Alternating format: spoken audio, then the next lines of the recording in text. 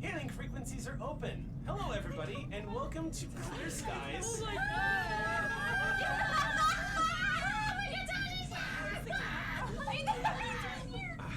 Okay, I'm good. Time to go home. I also Eric, It's how you breaking, doing? breaking the How you illusion. doing? I'm I'm sorry. My immersion. Our Star Trek Adventures live play. I am joined here with the String Punks, who are not, oddly enough, a collection of monitors. And I'm running. You're on mute. Am I on mute? Oh, yeah, we can't hear you. I'm sorry about the background noise. I have my fan on because I know. Incidentally, I still decided not to wear pants to this game, so we're all adjusting to this new atmosphere. But that's one. Oh, I Yeah, even you said, I was can't- like, you- now I can count. You can't hide the snort laughs anymore. We're back on snort. track. You start Magnum.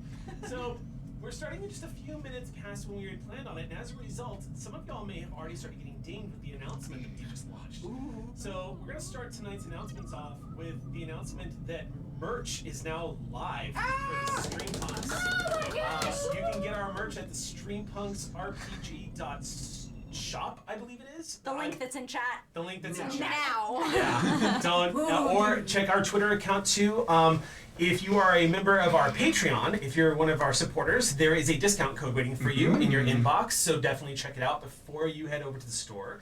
Thank you so much. This is phase 1. We're rolling out merch. So this is our first go. Next week, we're probably going to roll out another item, and we'll see how much we can keep up with it, because we're trying to roll out some more and more stuff. So, But it's gay. There's gay stuff in our store right now. It is Pride Month and things are gay. Someone gave us power over a corporation and we could just like take a logo, which was our IP, and then color it with rainbow and just splat it on whatever we wanted, and no one stopped No us. one Gay stopped merch us. in the store, get it now. By the way, I highly recommend the Stream Punks mug with the classic logo that Sandalev themselves designed. I'm It's particularly real fond of that good. one. I'm particularly Don't fond of spoil it. I'm gonna not. get that You have to one. go to our merch store and check it out for yourself. That one's for me. I'm getting it. So, thank you guys so much for all of your support. It's been 15 months since we've last been in this 1 week since we... No. Oh, good, we all heard it. It's, you know, you're lucky because you're actually sitting on the other side of Gina. So Sam can't get to you now. Okay. Bold. So, 15 months since we were last in the studio together and gaming. I don't even remember. We had just done the first Time Kids episode. And that was at home. We did at home. Yeah. That was it. That was at home. So We're like, we'll be back in a couple weeks. yeah, it's been a hot minute, y'all. So But funnily enough, Time Kids is the last thing we did at home. isn't that? I thought that It's was isn't like that full- weird? full And did not circle. plan that at all. That was So pretty good. wild. Technically, we went to Wonderland. Okay. Actually. Yes. So, thank you all so much. For the past 15 months, you have kept the Stream Punks alive and well, and we owe you everything. So thank you so much, Ox Crew, as always. As always, you have constantly reminded us that it's not a place, it's a people, and as a result, we are thriving, and thank you so much for coming along with us on our next chapter. Also, you may have noticed our new logo, too, which I'm pretty excited about, because Thomas Maroney, I was like, I want it to look like the Decepticon logo. Very He's much. like, It's very good. give me some vaporware. So, We get it, you vaporware. Yeah. Too much time around Brashley, I think. So You're obsessed. I'm obsessed with You're Brashley. obsessed. Brashley. Jackson Lansing created the most douche-tastic character I've ever seen played. With the heart of something. With the heart of something. And I want to see Brashley in every With a head of RPG. Anyway, so. A heart of So that's our merch stuff. It's gonna be a giggle fest getting through our announcements tonight. Some announcements about our Patreon though coming up.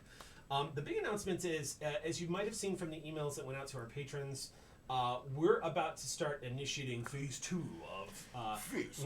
We're in Stream Punks phase 2 now. So.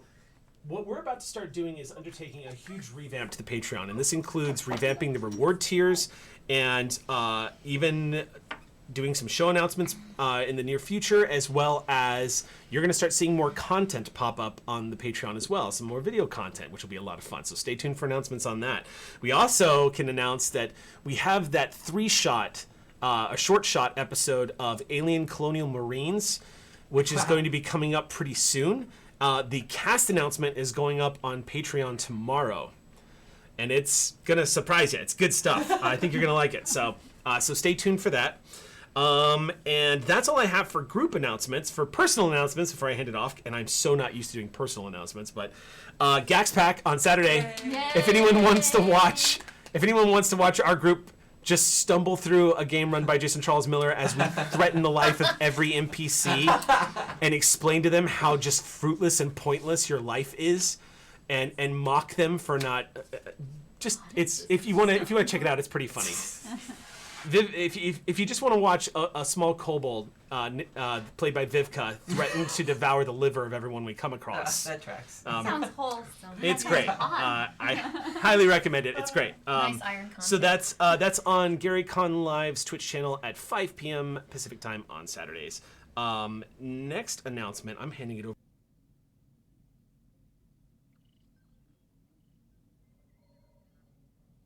Very special.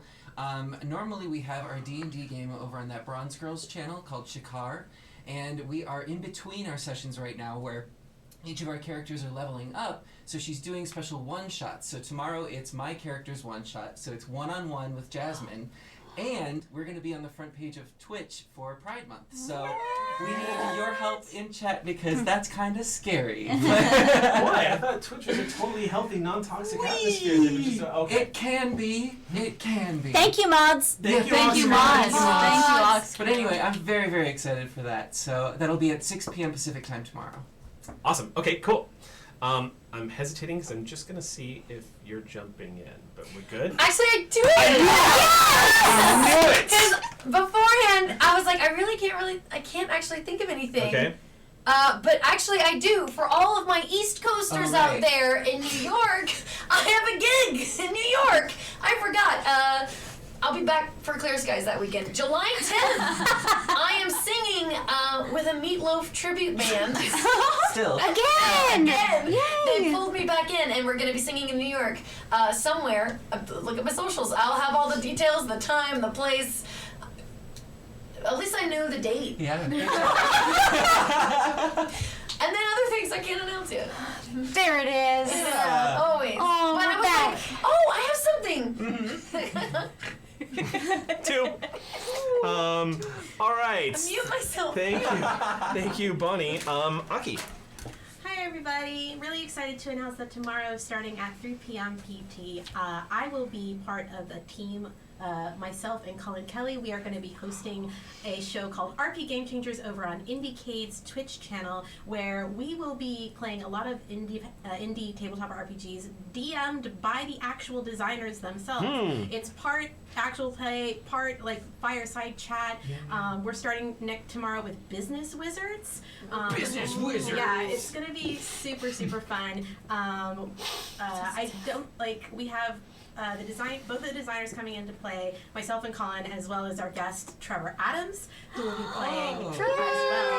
So We yeah, all love Trevor. make sure to catch us at 3 p.m. tomorrow. And then I have the premiere of season 6 of New Pantheon on Sunday. Oh, Season 6, and it's going to be really exciting because this season we've got a musical episode unlocked and a Gundam episode unlocked. So you definitely want to check That's gonna that get out. Xander happy. That will premiere this upcoming Sunday at 4 p.m. Pacific time. All right.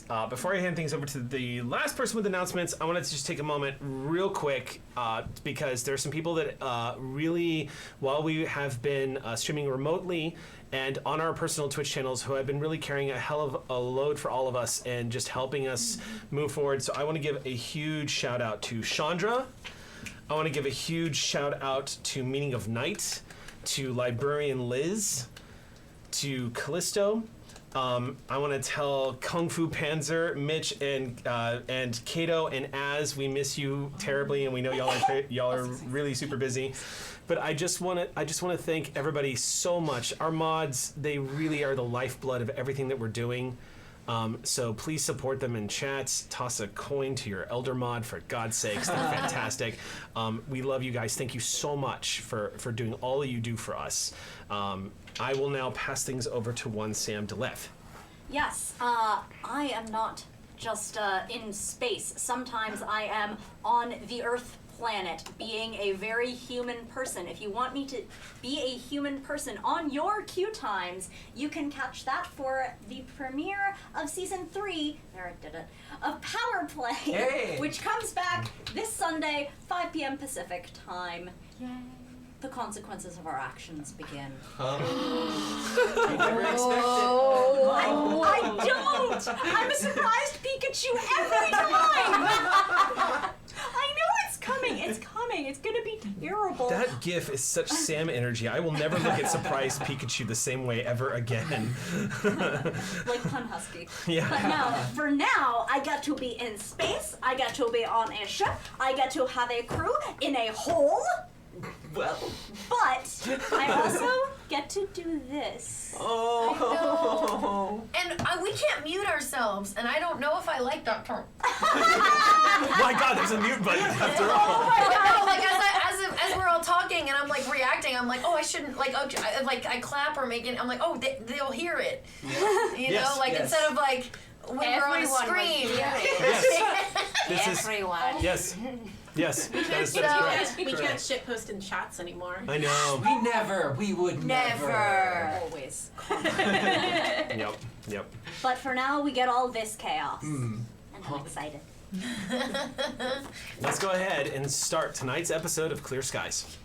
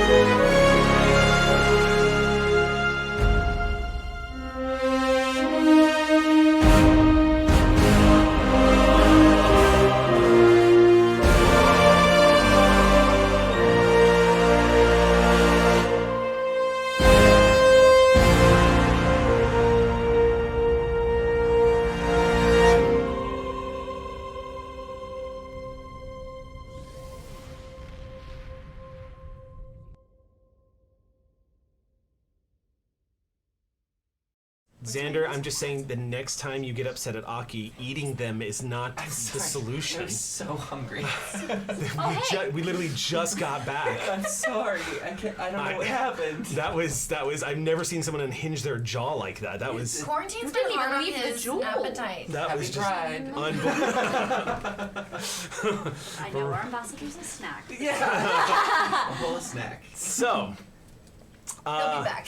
Just so in case anyone's panicked. So it's been a hot minute since the crew of the USS Ross has been on mission, so we're going to go ahead and do a recap, especially because we kind of piecemealed our crew a little bit in those past couple episodes. We weren't all united the way we are right now, and just saying that makes me teary-eyed, so I'm going to try to clear my throat and concentrate here. But We split the party. yes, What could go we split the wrong? party. We split the party. Yeah. Currently, the USS Ross is in orbit over a world that had sent out a distress signal. Now, the USS Ross was on her way to her first on-station assignment at her new starbase posting.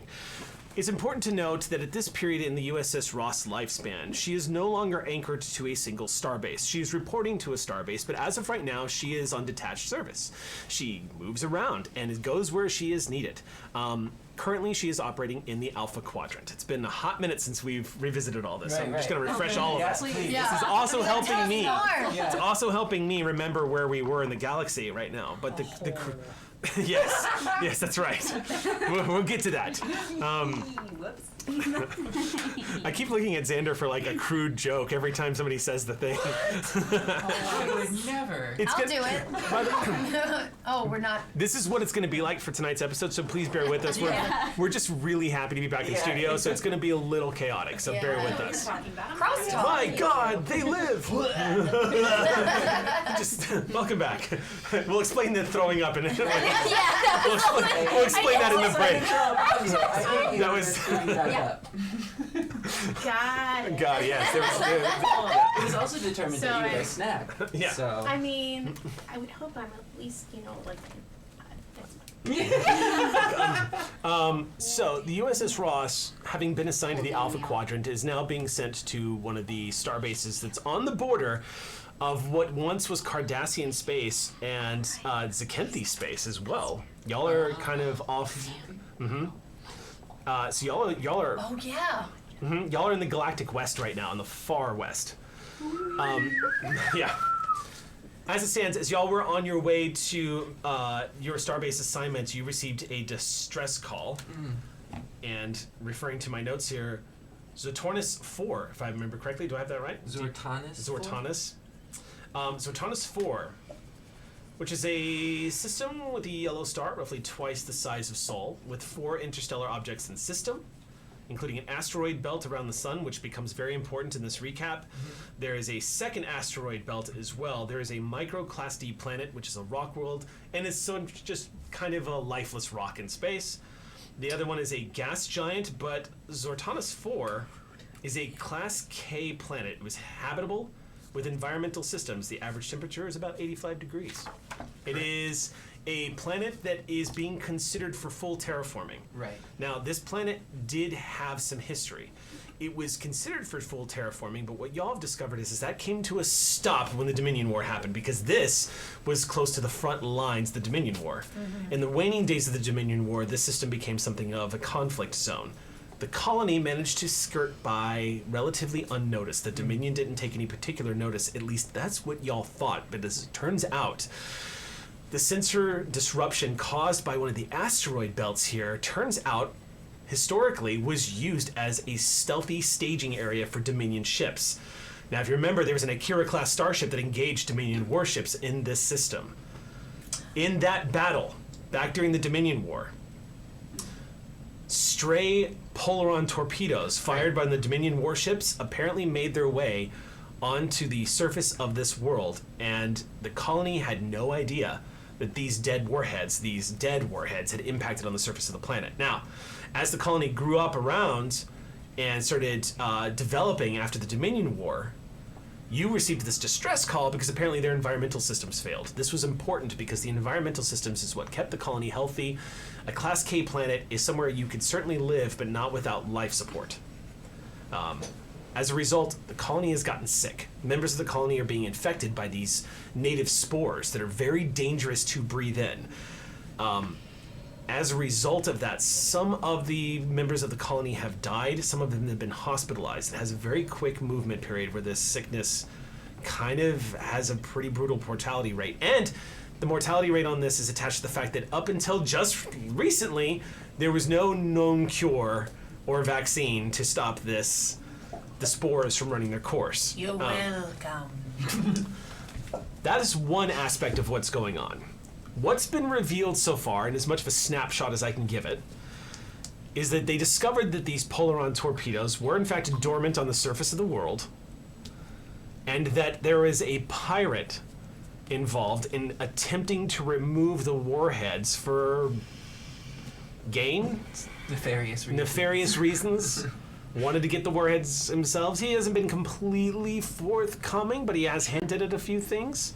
That being said, one thing has led to the other, and what resulted in the removal of a warhead caused a detonation. There was a crumbling of the crust of the planet, resulting in some of our crew members plummeting into a hole in a fall that should have killed every single one of them, with the exception of one holographic first officer. Well, I jumped in. That's true. You kind of just went bouncy right inside. And poor Captain Sull had to watch from the view screen as their first officer threw themselves into a hole whose depth at the USS Ross cannot detect. It is a complete sensor blackout in this sinkhole that appeared underneath the explosion of this torpedo. The detonation of that Polaron torpedo was the last thing the Ross saw of their crew. Right now, the USS Ross does not know the status of their away team on the surface of the planet. If you remember, there was even that heartbreaking moment on the bridge where Asmi Shanto, who was sitting at her station, rose out of her seat with her mouth agape as she saw that view screen. When the smoke cleared and the detonation was done, there was just that gaping wound of a hole in the surface of the planet, and then Exio jumping in and vanishing from sensors. And don't worry, I'm watching your instant. I'm sure you are. Close eye. Yes, while all this was happening, Dr. McCrell managed to synthesize after crushing an extended tasks, one of the hardest extended tasks I've given you guys. It was a good 2 episodes worth. Yeah. It took a while. Not too bad. But managed, with Dr. Yen's help, managed to synthesize a cure for the spores that were killing people. Now, you managed to test them successfully on the little girl, the young teenage girl who was the most advanced case. And she almost immediately regained consciousness and started showing signs of improvement. About the same time that was happening, the captain was questioning the pirate captain they had just captured up in the asteroid Sorry, I missed belt. that. Could you say that again? Yes, indeed. Yes, Sol just like there are a few things that Sol Captain Sol enjoys more in life. I can see the Conan spoof right now. Captain Sol, what is best in life? Tractor beams. Tractor beams, capturing pirates. See them trying to run before you and then getting teleported into our hull. So fun. Welcome. Anyway. So, about the same time Captain Sol was discovering the anomalous behavior of this pirate captain, who is both trying desperately to be extremely smug and non-cooperative, and yet was spilling all of the beans, and saying a bunch of weird things as well, random things that seemed to hint at some kind of psychological problem in play. A scan revealed that this pirate captain was heavily infected with the spores, and has not received treatment for them. Yet he is alive and not showing the typical physiological signs of being infected with spores, which is interesting. Back down on the planet, this young teenage girl who's received the vaccine is recovering and is showing the same behavioral signs on a much more stable basis. Mm-hmm. And it would appear that the spores are talking through her. They're trying to communicate with Dr. McCrell. And this young girl is trying desperately to interpret what they're telling her. While all of this has happened, our intrepid away team, Olin Marjanil, Commander Exio, Jane Lacat, and our angry Andorian and Zendari, everybody down in this hole. Sure. Everyone who's gone down in this hole has managed to sort of collect themselves and discover that they're in what looks like an ecosystem that is under the surface of the planet. Quick reminder, you guys found yourselves walking through an upside down forest. Mm-hmm. Do you remember that? Yes. There is an entire ecosystem of trees growing on the surface of the ceiling of this, yes, Jody, massive underground cavern. Interestingly enough, too, the fog, the moisture that collects around here also is swirling around the base of these trees. It literally is kind of like, it's like looking up and seeing the Earth's surface. Mm-hmm. It's literally looking up and seeing a forest above you. But what was super fascinating about this is the DNA markers of a lot of the arboreal life forms that are discovered down in this cave are a genetic match to the ones you discovered in the Shackleton Expanse. Okay. I have written in here Genesis ? And I was like, was that a Xander hypothesis? No. Or is that a note? It could be the Elisa planet. Okay. That's where my brain was. Your document, because remember, Right. you and Vren went kind of skipping around to see what you guys could find, and what you scanned during that whole adventure is the data that you're getting back now, is that it, genetically, these planets are related to the ones that exist on the other side of the galaxy, which has opened a whole slew of questions. and has probably excited Lacat to the, like, if I remember correctly, there was a moment where Exio and Lacat were like, okay, breathe, just calm down. we're gonna deal with this. This is really interesting. I get it. It's great. Let's live. Yeah. Journeying further into this cavern, you discovered more and more evidence of strange organic manifestations, such as that goop that is all over the rock surfaces. Yes, I remember the goo. Yeah, lots of, the way I like to characterize it is it kind of has that same sensation of rock that has been underneath, like just underneath the surface of the water where moss has started to grow but hasn't. So it's kind of slimy, but there's no visible, like, you know what I mean? It's like the bacteria and the plant life has started to grow, but so it's slippery. Kind of the same consistency that you're seeing all over the place without the water. Journeying deeper and deeper into this cavern, you came across a large opening, a sort of like this chambered room that looked like it had been constructed or formed in an unnatural way, but it looks like a ramp that went up to a portal. The portal itself, as I described it before, looked very similar to sort of an amber-colored version of the Stargate. It looked like this sort of wavy pool built into the wall. Exio was the first one that tried to explore this after sensor scans weren't returning anything conclusive. Exio, I tried. I'm with a science team. It's true, and if Exio has been beamed inside of a warp core and not died, so hey, let's try the portal thing. I have faith in my officer. The portal thing didn't work out too well for Exio. Exio discovered that holographic matrix, for whatever reason, will not remain formed within this portal. So instead of stepping through herself, she indulged Jane Lacat, who was literally jumping up and down at her ankles like a very excited puppy, and Jane decided to step through the portal. The moment Jane entered the portal, she found herself in what looks like... Thanks for joining us. This has been Clear Skies. Sorry.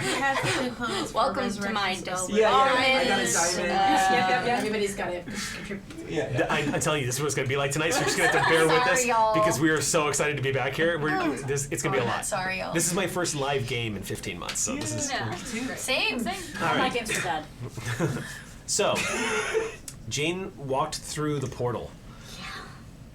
What she experienced when stepping into the portal was she entered what felt like sort of this amber-colored fluidic space, one might say. You left ground and were floating freely in this amber-colored sort of like gooey environment. It's like I was the mosquito in Amber? Jurassic Park. Yep. Yeah. Amber just floating. Yep. Yeah. You're the missing link. Just because you could. What seemed like these patches of green nebula, in fact, looked like gigantic cells moving around you. These sort of globular green, like gooey things that are floating. But when I say green cells, they look like they're the size of moons. These things are enormous and dwarf you as they're just floating by. But that's not where. Yes. Oh yeah, that's There are cells the That size look of like the it. moon. That's The what thing they that look- shocks you about all this Inside of this planet? is that they're large. That's Kind of a Yeah, portal. we were It's a just in portal. a. Oh right. Yeah, it's a different dimension. It's a different dimension. That helps. That Okay. makes this way less weird. Theoretically. Okay. Or is it? Now I get it. Theoretically, you guys only know that she walked through this portal, but you don't know if it's taken her somewhere else. I don't know anything. I My am- crew is in a hole. That's true. I'm in sick bay. I don't even know there's a hole. I think everything's fine. I think when I went through the store, I had like tied myself. Yes. To, like, Yeah, Oh, we're on yeah. a Right. specific and I road. told you You're on if belay. I tugged You you are twice. yes. Yeah. You pulled a poltergeist and had somebody Did- wrap something did you around tug you, and you it? stepped into I'm the. not tugging. Okay, great. Sam, as somebody who doesn't like scary movies, you don't want to watch that one. Oh, it's actually terrifying. You don't want to watch that one. Awesome. Put that on the no-no list. Took that one on the no-no list. That one gives Alien a run for its money. No. So. Wow. Stepping into that portal, you saw these incredible things. Where we left off was you saw what looked like a vessel flying through the fluid. A large organic column of looks like it had like a clawed end on the opposite side of it. Its propulsion system is unknown, but it literally just looks. The best way to describe it is if a sea cucumber looked like it was kind of made out of like a tan-colored coral. It looks like plated and long, and it comes to this clawed end at the very. It's like a spider-like ending like it's constantly frozen in place. The scale of the vessel is comparable to about half the size of the USS Ross. Okay. Is it moving quickly? It was moving quite slowly, but if you remember, I had you roll because Jane would have had prior knowledge of what she was looking at. Oh, yeah. And what you discovered was the ship silhouette, this thing matched the silhouette of a species the USS Voyager encountered on its travels across the galaxy. It was once classified by the Borg as species 847. No, that's Les Mis. I know. I just knew it was a bunch of numbers. At least you didn't say 8675309. It's in your Don't head. put my number out there. Sorry. 525,600. I had to change my name from Jenny to. It's been a rough time. It's been a long road. All right. Just let somebody hear. Anyway. You discovered, you immediately recognized that what this looked like was an Undine ship, which is the official name of the race, the Undine. But for the longest time, the Federation knew them as species 8472. For your edification, because I know you haven't made it to Voyager just yet. Yep. Species 8472 is potentially the most lethal and dangerous species the Federation has ever encountered. Do you remember that? Mm-hmm. Because the Borg. In one of their first appearances, 5 ships formed into a single beam of power and destroyed an entire Borg planet, Death Star style. Yeah. No moon. The first time we see species 8472, Borg cubes are running from them. 5 Borg cubes. Something like they can't be assimilated. Yeah. Yeah. They're like weak to the Borg. It's funny because we're getting a reaction video here from Gina, like oh, that's who these things are. Like, Just go super slow. Was this the one I was supposed to? it's okay that you didn't know because now we get the reaction from like. Is this one? I thought that was Time Kids. No, no. This is 8472 is the species in Voyager, and the first time we are introduced to them, the Borg are running for their lives. Are you swimming towards this thing, or is it Kinda swimming just towards floating you? there. You know, I'm kind of just floating, taking in my Yeah. surroundings, and if I'm aware of what these things are, I'm just gonna stay very still. Yeah. Kind of like a So when we last T-Rex. left off, I remember specifically describing the ship seeming to turn towards you. Yes, I do remember that. Okay, I was so- hoping you wouldn't. I have good news. I have good news. We made it through the recap. For the most part. We'll get to the rest of it as we go. Yeah. So, we're going to pick up right where we left off. With Jane LeCat floating what appears to be fluidic space, which is another dimension, underneath what would appear to be an Undine warship that is banked and is now turning hard to starboard towards her as she floats there at the end of this tether. They have great eyesight. Here's what you experience. I'm going to go ahead and tell you this. Also, it's worth noting the Undine are telepathic and Shoot. yeah, And shapeshifters too. and they can change shape. Yes, they are just all kinds of bad. However, How about you come back and we close the door? How about we just close the door? Say we just, oops, didn't find it. We just put a rock in front.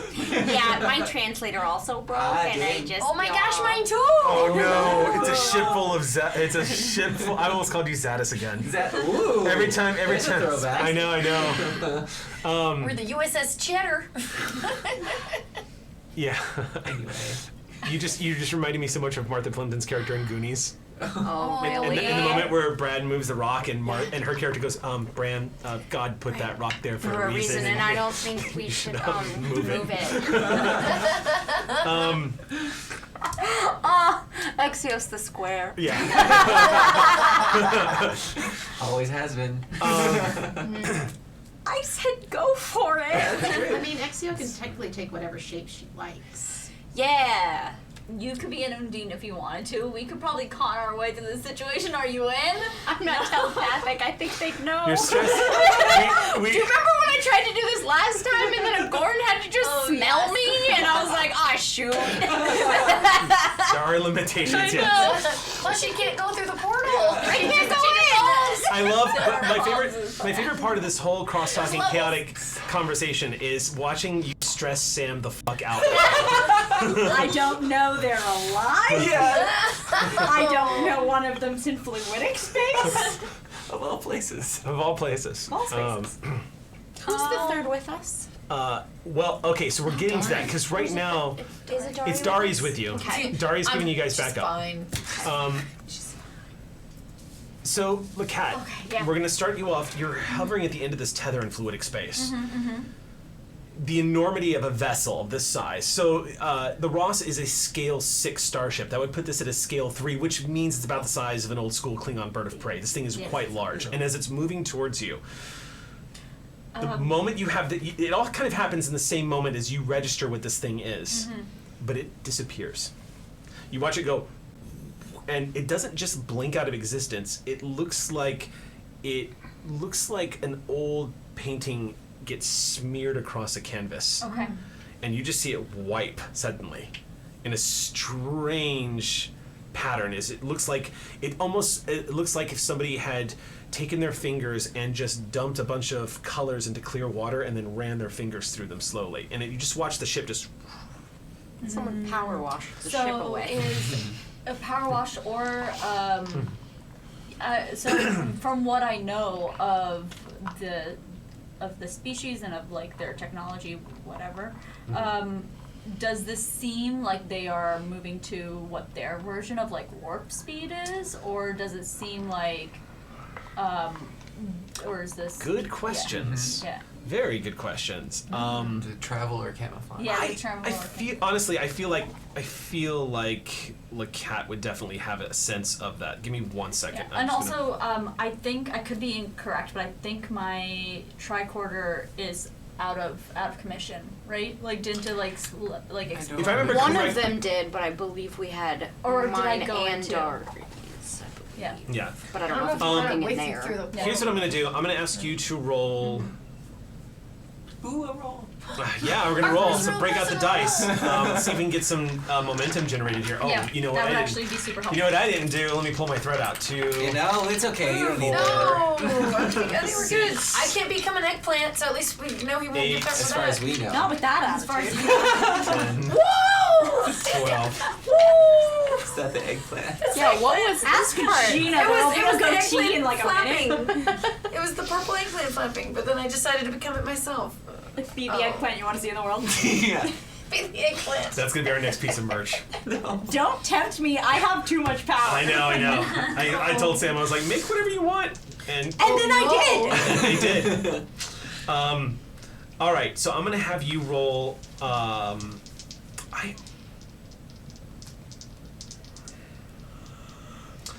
I think this would be I think this is actually going to be a reason command check, but I would say it's a reason command check at a difficulty 1, but I'll let you do reason science at a difficulty 2. Ooh. Let's do reason science. Okay. Well, actually, Because- the first question is, can I use my xenobiology on this? For the Undine, yes, because Okay. everything about their technology is organic. Okay, great. Because I have dedicated focus in xenobiology. So if I, each D20 that generates 2 successes also generates 1 bonus momentum. So let's hope on this one. Yeah. So reason science. Come on, 20. First roll back. Come on, 20. No. Oh god. Oh god. Oh god. No, this is good. This is good. I got Yeah. 2 successes. Okay, yeah, you're fine. Okay, so 2 successes, you're And gonna succeed. momentum. You gain 1 momentum. Yeah. Because automatically, Yes. yeah. Lakat, you watch this happen in front of you, and as that sort of wiping effect takes place, first of all, there's a split second where you think maybe was that a cloaking device? Yeah. Did they is that a technological reaction to me, or what's happening? As you're staring at this happening, though, you start your analytical mind starts to put 2 and 2 together. There are things about what you just witnessed that aren't consistent with watching a ship jump to warp or engage a cloaking device of any kind, and nothing what you just saw matches anything of what the intelligence of what USS Voyager brought back. It literally looks like they became liquid and were scattered across a cloud. It doesn't match anything. It looks surreal. It's almost like somebody was projecting a picture of the Undine in front of you and just wiped it clean right before your eyes. And we generated 1 momentum with that, right? Yes. Can I use that momentum to say that I took your tricorder with me? Yes. Okay. Mommy? So I would like to issue 1 scan with my tricorder in here. Okay, you pull up your wrist. I'm going to in my version of Star Trek, whenever you are put into a situation where environmental hazards or anything like that would be treacherous to holding out a handheld tricorder, there is an attachment you can slide it into the sleeve of your enviro suit. So you just kind of hold it up and exactly. Yeah. So. So yes, go ahead and activate your tricorder. Are you just going to do a scan? Yeah, I'm just gonna do a general scan and then I'm gonna get out of here. Okay. Data. Skin and tug. Reason science again, I'm guessing. Yes, reason science again. And the difficulty for this, what specifically, what are you trying to get from the scan? I think what I would like to do is ideally, I would like to try and isolate what exactly happened to that. Scan the area where that ship was. Yeah, that ship okay, where cool. that ship was. See if you can detect see if there's any particles that they left behind, or if it does feel like whatever is there completely matches the fluidic space around it. So, Okay. Ooh. yeah. Scan and Oh survival. shit! Got a 1! Yeah, you did. And then also got a 12, which means I got 3 successes. Wait, Okay. that means another momentum. Yeah. Yeah. Yeah. Yeah. So Wait, That should be 2 more momentum. 2 because the momentum. difficulty Yeah, is what? I meant like 1 more momentum with your talent. Yeah. An extra momentum, I meant. Okay, so the cat, you bring up your tricorder and start to scan the space in front of you. The tricorder starts bringing back readings that are really vague, and as you're looking at the data, curiously enough, you expected to at least detect on these sensors the presence of fluidic space. There's very specific energy signatures. Everything around you in fluidic space is organic. However, none of that is reading the way you expected it to. Instead, you are reading organic material, Okay. but it's not registering. It's not matching the sensor scans of fluidic space. Which I'm not going to say is a stretch that you would have knowledge of. Anybody who has any interest in plant life or xenobiology has probably done a dissertation on species 8472 in fluidic space, because that is a whole new realm of science that Starfleet is. I feel like it's almost like it's like doing a paper on like serial killers. Like after a while, it's like, okay, come on, everyone does like a paper on that. Right, Like, everyone does a paper on Ted Bundy. I have follow-up questions. All of us are like, Yeah, would you like to read my paper? yeah, Rave, you succeeded the role and you do great for the rest of the game. You win everything. Yeah. Rave wins clear skies, y'all. It just feels like the most like morbid, most like out there species that everyone's like, oh, I want to do that one because it's the coolest, the most poisonous frog or the most poisonous. Sure. Yeah. It's like we all love dinosaurs when we were kids. Exactly. This kind of thing.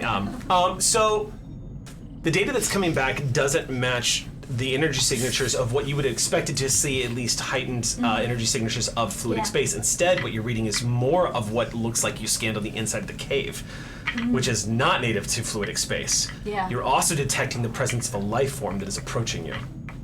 No. Okay, so Jane would like to take her tether and she would like to yank hard twice. So, Exio, back in the cave, it's been a few moments while you're just sitting there holding onto this thing.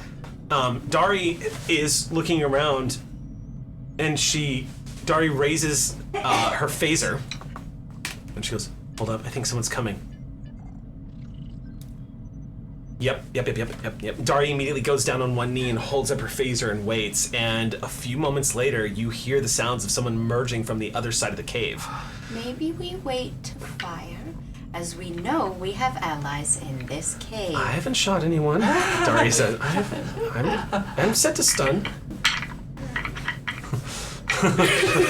You are going to call out before you aim. I'm going to see who it is first, and then if it can't be identified by visual, I'm going to demand them identify themselves. And if they don't identify themselves, then I'm going to warn them that I have a gun, and if they continue moving forward, I'm going to warn them one last time. And if they continue moving forward, then someone's going to get their ass stunned. I like this order. And you're hearing this, Owen, as you're rounding the corner with these two. You can hear Dari's voice echoing off the cavern walls as you're rounding the corner. get you. Stand down, Ensign, for crying out loud. It's just me. Sorry, I'm sorry, Ambassador. No, being vigilant isn't a bad thing. I'm sure Exio is very proud. She glances at you for a split second, Exio, before she tucks the phaser away. And My eyes are still in the goo portal. I have a person in there. There's a tug. There's several tugs. Distressed tugs. when Imagine that was while the as you ship pull was her happening. through quickly, Yeah. when you re-emerge on the other side, there are still traces of the goo basically that is on the rock surface all around here. It has now completely coated your suit. I look right at you and I say 8472. There's only one classification that registers when those combination of numbers pops up. Yeah. And Dari goes, "What the hell does that mean?" How do we seal this? Do I I don't know know, there was about something approaching. Am I aware of this species? I would say there's a chance you would know. Yes, I would say. I'll tell you what. Let me You can maybe roll for it if you want let's to. do a roll for it, but let's make it difficulty 0. Okay. I'll just say, I'd say make this a control command roll, just to see if you come across that in your. Do galactic politics or cultural studies go into this? Or negotiate? I mean, I've got a lot of stuff, but yeah. Galactic politics seems like the closest thing that could come into it, since it was like kind of a pressure point not too long ago. It's so not a part of the galactic political theater, though. Alright, I mean, it's fine if it doesn't. Yeah, count. I would say no on this. Okay. Yeah. So sorry. I thought I kicked you. Is it common that they come through from? They have not been space? seen since Voyager left the quadrant. Yeah, no. Since Voyager has come back home, in fact, they have never entered this side of Federation space. They've only ever been seen in the Delta Quadrant. Got it. Yeah. Very far away. Cool. Very far. So to have contact with them here in the Alpha Quadrant would be, if it's true, that could be. Whoa, if true. Yeah. Now, Voyager did have. I will tell you this real quick, Yes. since you're asking questions, and this would be prevalent to you too if you weren't familiar with it. But Voyager's last interaction with the Undine was not negative. It actually ended on something of a positive note. It was not definitive. The Undine were preparing themselves for an infiltration and invasion of the Federation. Voyager bargained for that, opened up a dialogue, and managed to convince the Undine that the Federation weren't a bunch of assholes and needed to die. And instead, when they parted ways, the Undine kind of took this attitude of like, okay, well, you aren't who we thought you were, so maybe we just go our separate ways. Okay. And that's kind of how they parted. So while their initial contact was dangerous, they are considered a lethal species and definitely worthy of high alert. They are not currently considered an imminent threat to the Federation. Okay. So. Like the enemy of my enemy is my friend, and like Yeah, the yeah, common yeah. enemy was the Borg. And that's, they kind of thing. kind of thought because in order to survive the encounter with 8472, Janeway made a bargain with the Borg. And so 8472 was like, those are your friends. Okay, well, I know what you're all about now. But that got cleared up. Got it. Yeah. Recap, sorry for spoiling this for you guys who haven't seen Voyager. So, May I have one question? yeah. What What's did up? the Undine look like? Oh, I can Google that for you while we're... Because I'm like, I don't have a computer to Yeah. keep doing it. I got it. You got it? Yeah. Okay, cool. Tell So go ahead and do your thing. Yeah. Roll dice. What's my Difficulty is 0. Yeah, what am I rolling again? Control command? Control command. Yeah.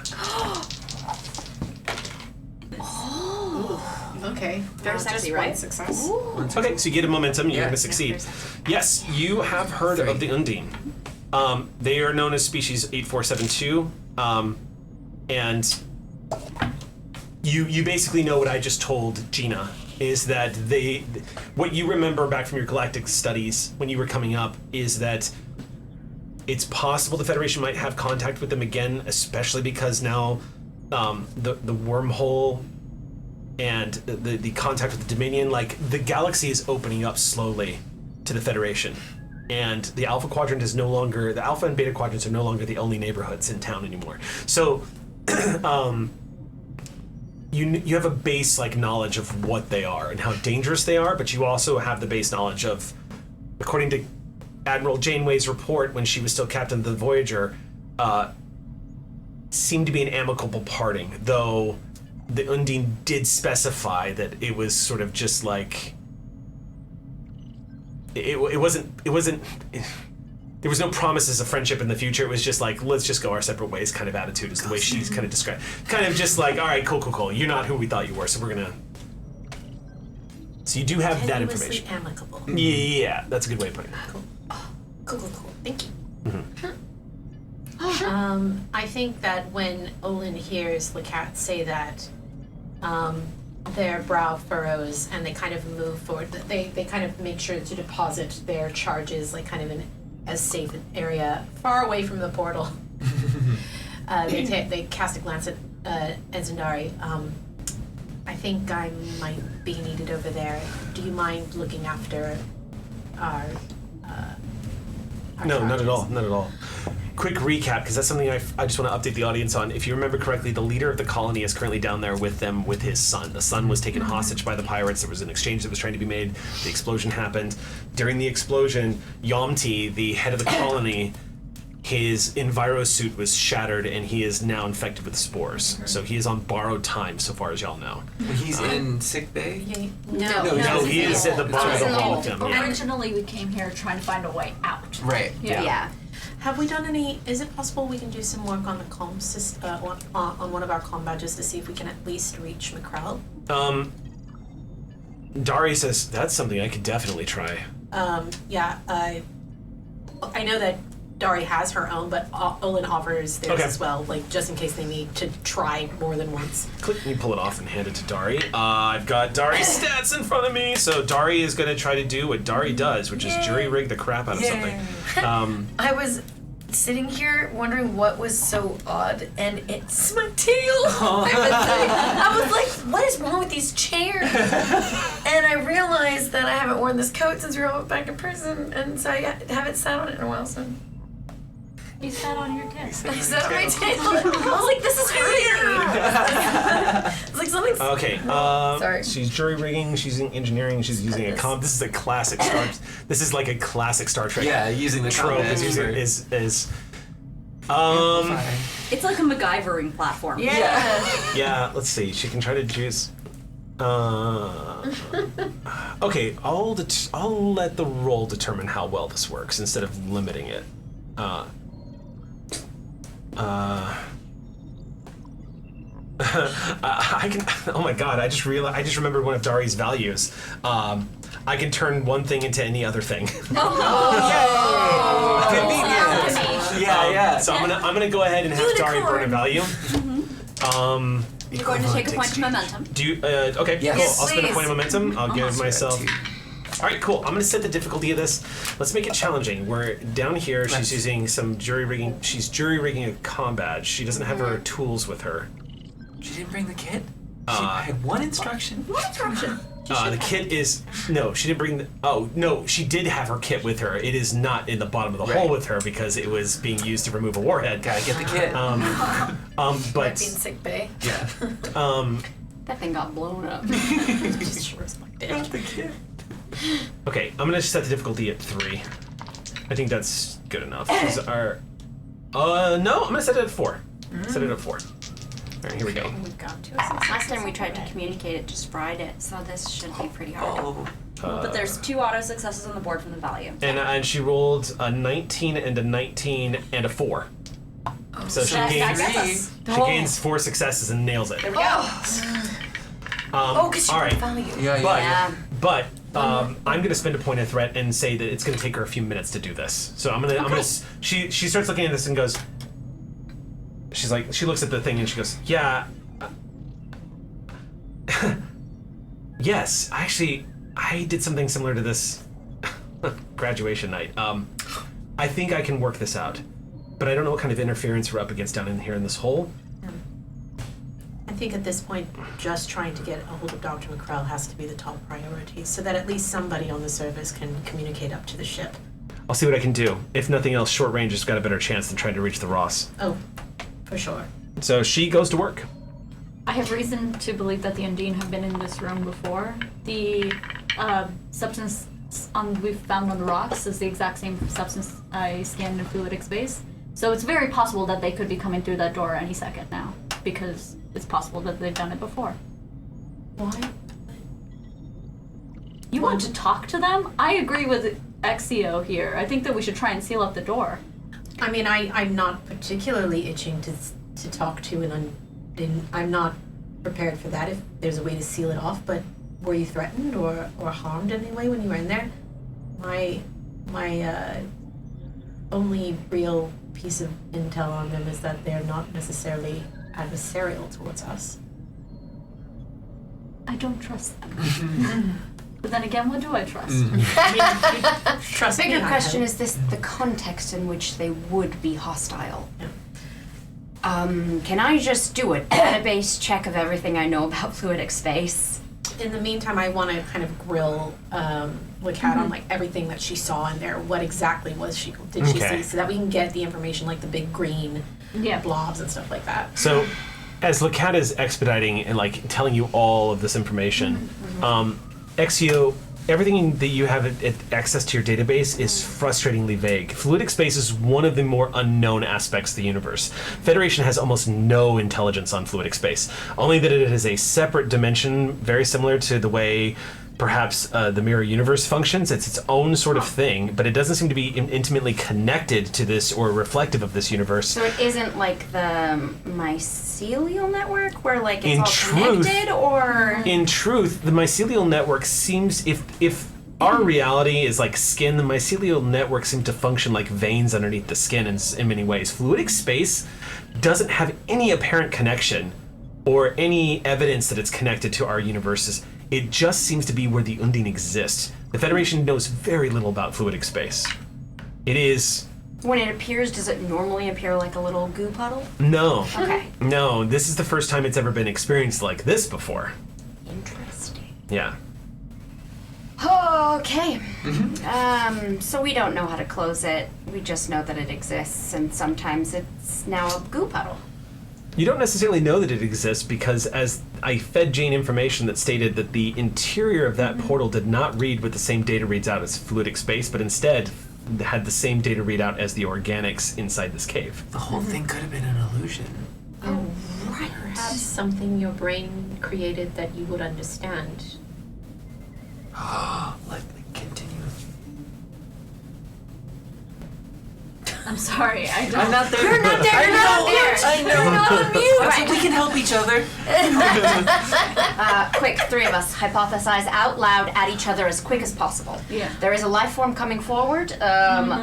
Continual scan to through the portal if possible. Scans are not getting through the portal. Great, and neither can I. So I'm inclined to believe that whatever is coming through there, if you're correct, has been in here before and probably feels some sense of ownership of this space. Yes. Trying to block them in or keep them from entering this space could be.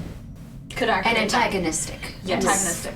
Yes. We have no reason to believe just yet that they are a threat, and if they are, we are armed and can deal with that. But Their first initial form of contact, though, was a threatening image to you, so that shouldn't be ignored. The Yeah. first thing they showed you was something to make you afraid, which could be a defense Agreed. mechanism to make them leave. And it seems that they have built quite a haven with a very specific atmosphere down here, if they are indeed the one that brought these spores, not these spores, but these spores. could they possibly consider themselves the first settlers of this place? It would certainly have taken a long time to have grown this level of forestry, so it seems they will have been here for quite a while. Then I'm more than happy to talk to them if that's what we're going to do. But it could be that now that you've left their space, they're not planning on coming They have through. no intention. Maybe they just wanted to get you out. Do you want me to step back through the door? Maybe we ring the doorbell first. And it's possible that if they really want us out of their space, they'll help us find a way to the surface. I do have one really possibly inadvisable idea. Love it. And let her go through the door. So If it is the Undine, I will be able to speak to them. Telepathically. Yes. excellent. So I can at least reach out and see if there's anything through there that can speak to me that way. And if it's not, then we can assume that it's likely not the Undine. Or that they just don't want to talk to me.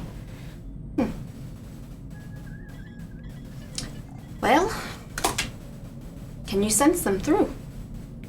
Can I? It's difficult to say. You definitely feel a presence, but it's difficult to sense what's on the other side. Yeah, I'll ring the doorbell if you don't mind, Exio.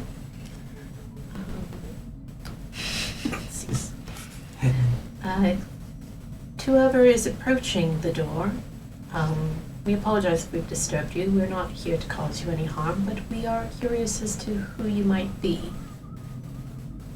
And I'm sending that message. Immediately as you start focusing on your telepathic abilities and channeling them the way you remember how to reach out to fellow telepaths, you start getting the impression that on this side of the portal you're kind of talking, the best way to describe it is, telepathically speaking, is how it would sound if you were in a dark room and you had no way of knowing where the walls were, so you started speaking and then all of a sudden you heard your voice that close to your face. It sounds like you're talking to a wall.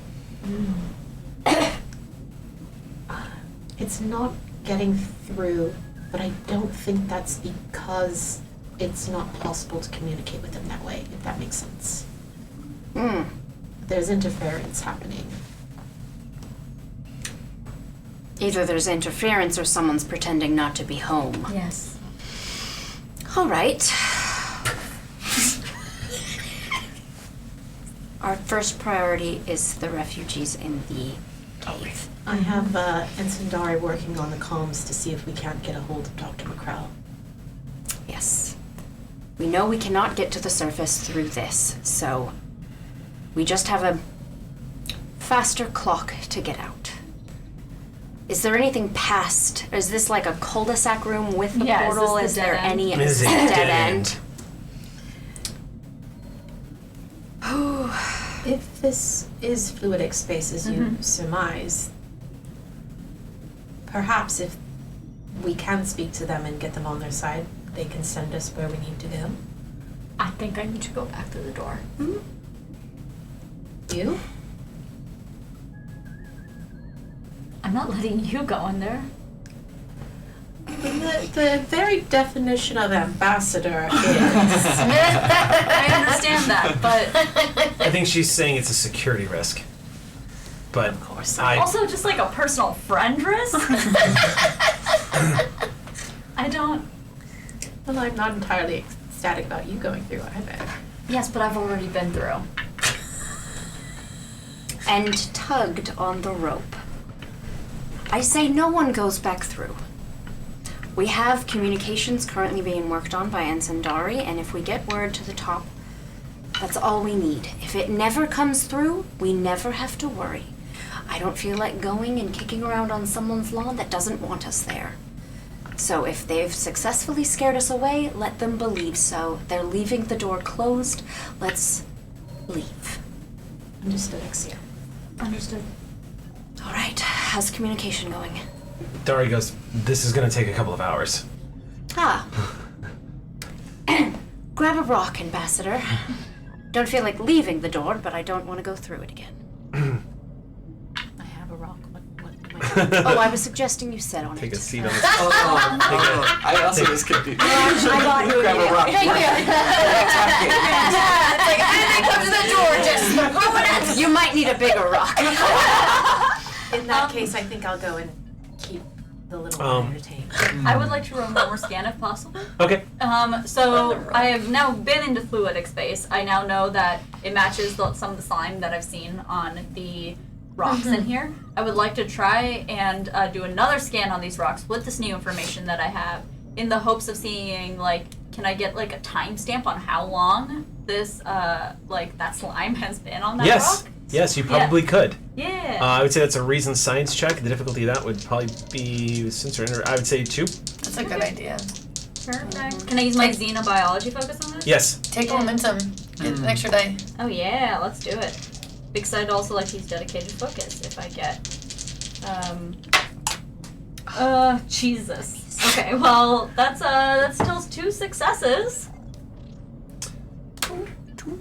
If the Tricorder is telling you the truth, somewhere in the vicinity of a few billion years. No. Wow. Do we gain 2? Well, congratulations, everyone. We Somewhere- are now colonizers. Somewhere around probably around the same period in which the Earth was forming. That's when the goo got here? Yes. That's the age of the goo you're walking through right now. Oh, okay. Okay. And So it could have just been It- spilled at any time, but it was that old. It is filled with organic material. It's just organic. You are looking at life that has been alive for billions of years. That's what you're standing on and interacting with and walking through right now. None of that is consistent from what you all have seen in fluidic space. Well, it's certainly their home. So strange. All of their communication with you was nonverbal. Pictures of things you've seen before, or at least been exposed to through your studies, correct? They didn't show me anything when I was in there, correct? Just the ship, Just right? the- Just the ship. But they didn't speak or anything. No. Did any other materials disapparate in front of you? No, that was the only one. Everything else stayed consistent. It's We're almost not as if going it back knew in my there. attention was on it. So strange. I mean, permission to speak freely, Exio. We are in a cave. Feel free. There are still protocols. I know you don't want to risk it, but I think this is just as important of a mandate as getting these people back up, because it's going to give us information as to what's going on. We need that in order to make decisions going forward. Without that information, we are ignorant of the stakes. If these creatures have been existing here potentially for billions of years, they have knowledge about this planet, perhaps even of the spores that we don't have. I think that to neglect the opportunity for first contact in this case would be ill-advised.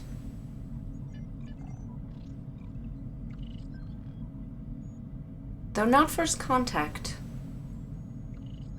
it is an interesting theory. I don't think they're species A for 7-2.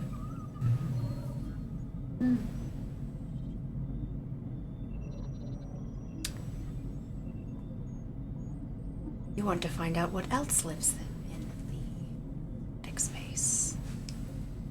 I do.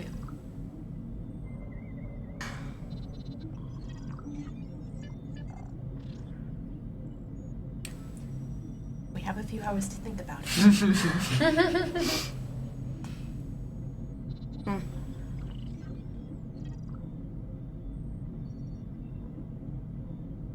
Okay.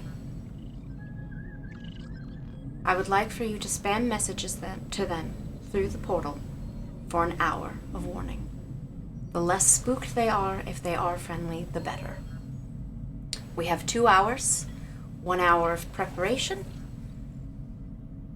and hopefully a quick resolution. Let's brainstorm now and start sending out the signal of the best and safest way to do this. So that when we get to the surface, our captain does not murder us. We might already be a bit too far gone from that. Not unless... Cut to Sol with a dartboard and everyone's faces on it, just waiting in their ready room. Oh, it's poor Sing, Oh, yeah. who has one job: Right. to locate my crew at all times. And please remind me, Chief, where are they? They're in a hole. Are they alive? Are they not? Oh, right, we don't. Are they not part No. of what's left of the scorch marks that created the hole? We don't know.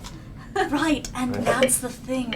It's your job to know Yes, and then tell me. I'm working on it, Captain. Yes. So where's my crew?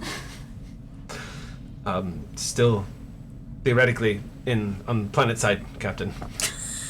And what are we doing about that? Working on the solution, Captain. Are we, Chief?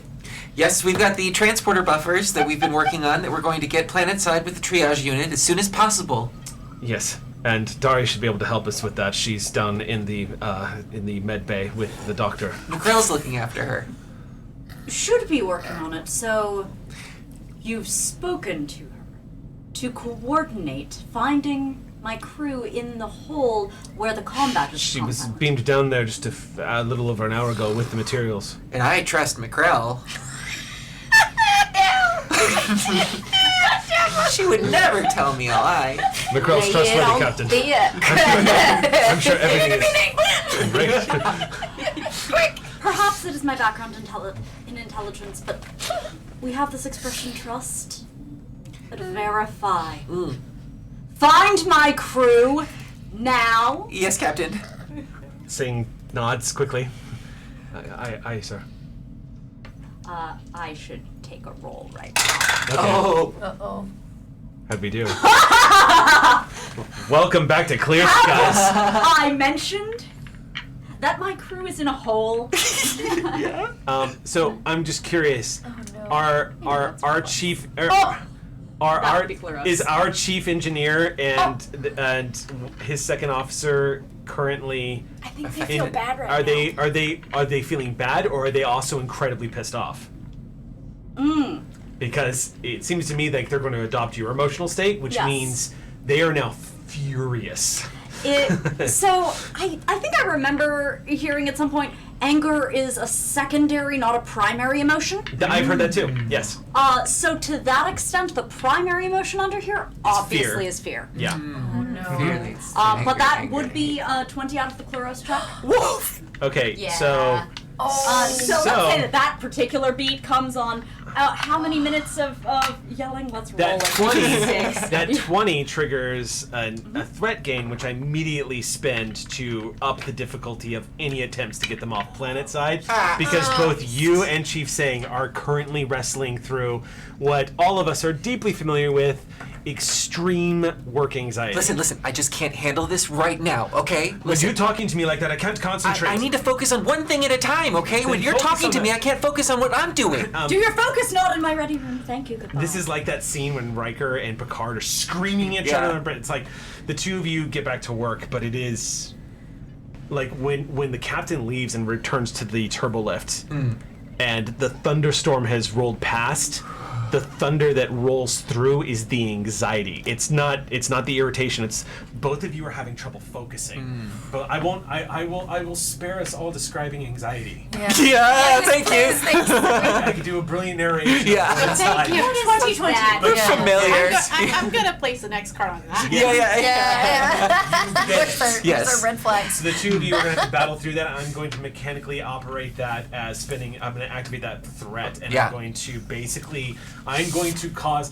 There's no role that you guys are going to fail. Right. I'm just too familiar with this crew. Yeah. That being said, instead, I'm going to penalize you with time. Copy. So I'm going to spin this point of threat, and like our poor Dari down below, this is going to take a couple of hours. to Yeah. work Well, through. okay. So just to clarify what my intention is, we are working on the transporter pattern buffers, the physical pyramid that we can bring down. We're going to be taking a shuttle down to explore and triage, and then setting those up to allow transport. So here's the thing. That was my intention? That can totally happen. Here's the thing. Is what needs to happen now is the obvious next step, which is checking with Dari to make sure that those inhibit those. Right. So we are trying to communicate, I guess. What we have here. And there is nothing in response as you and Singh reach out to Dari. Yeah. It's a failure. She must be busy. Just No, I was- then it's a dead comm, no reply. Yeah.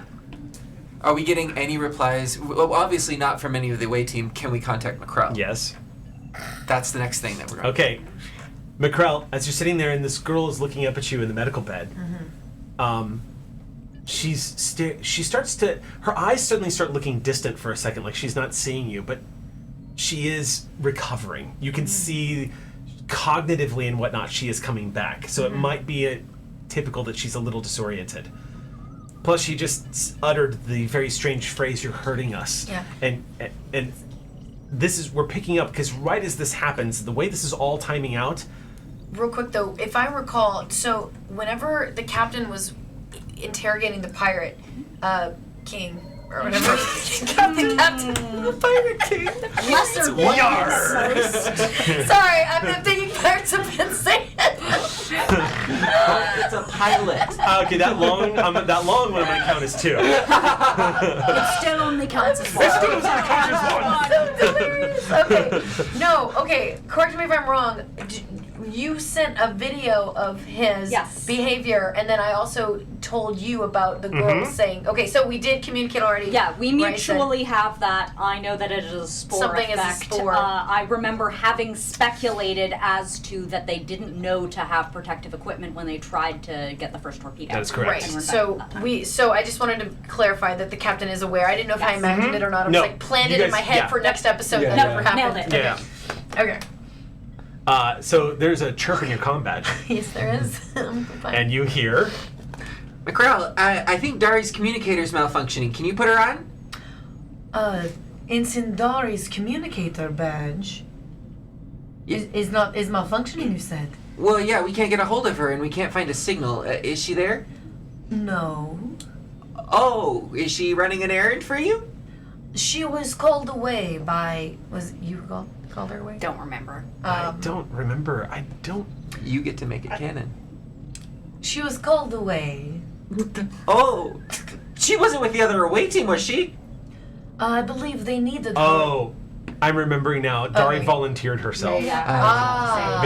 Because there wasn't another engineer that could do the job, so Exactly. Dari. Oh, right, to Dari. defuse, Yeah. To So do- Dari volunteered herself to go do it. I believe she had to use her kit. Oh, you're telling me she's in there? In where? Oh, McCrell, we got a big old whoopsie.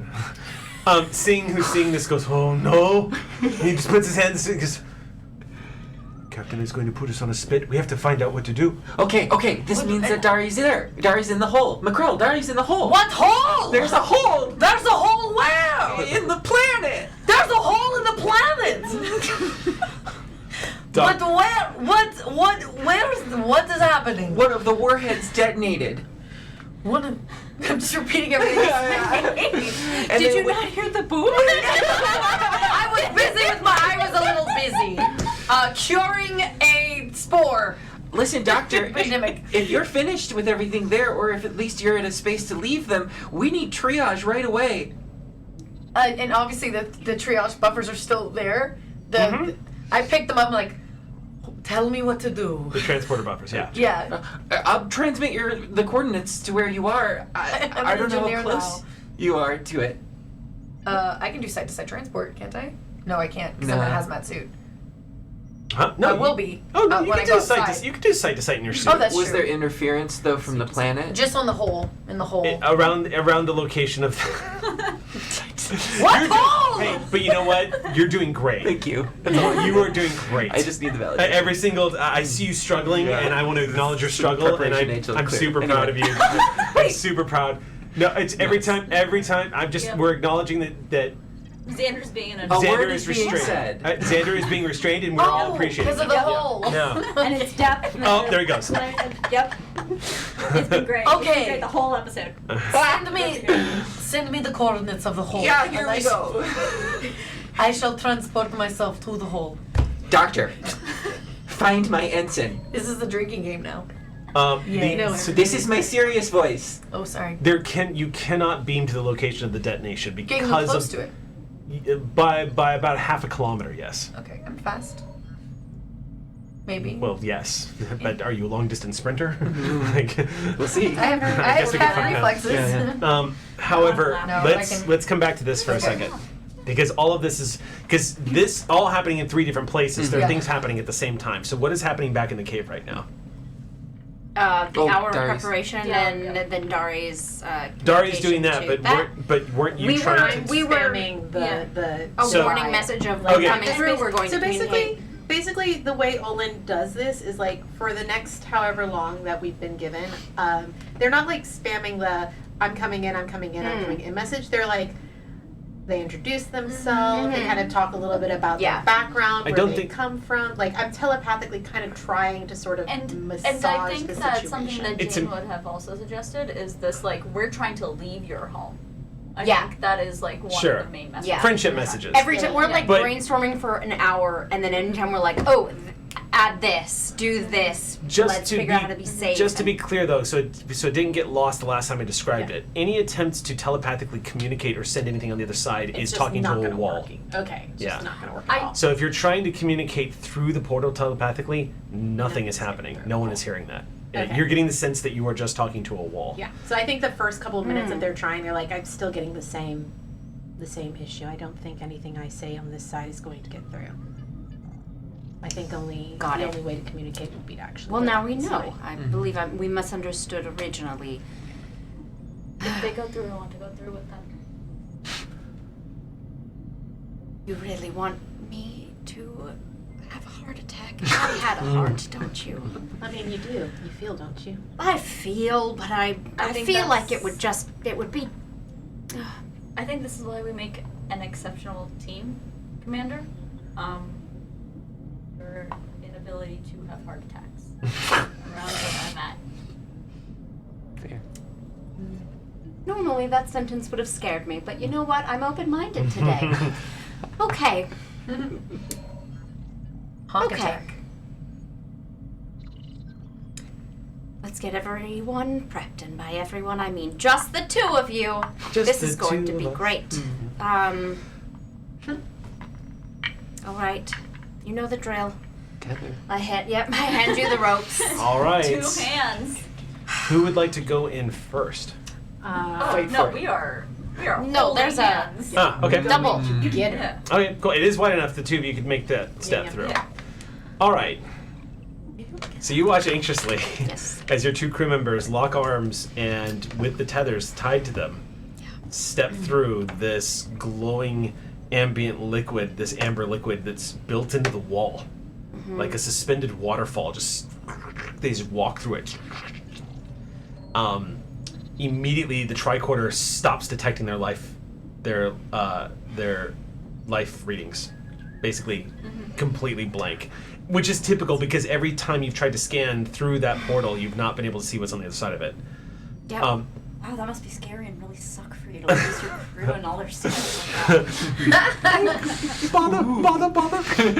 I feel like there's just like a slight blink. I twitch. It's the version of the stress eye twitch, except like this It's half of my face just flickers. gets a little hazy. Yeah.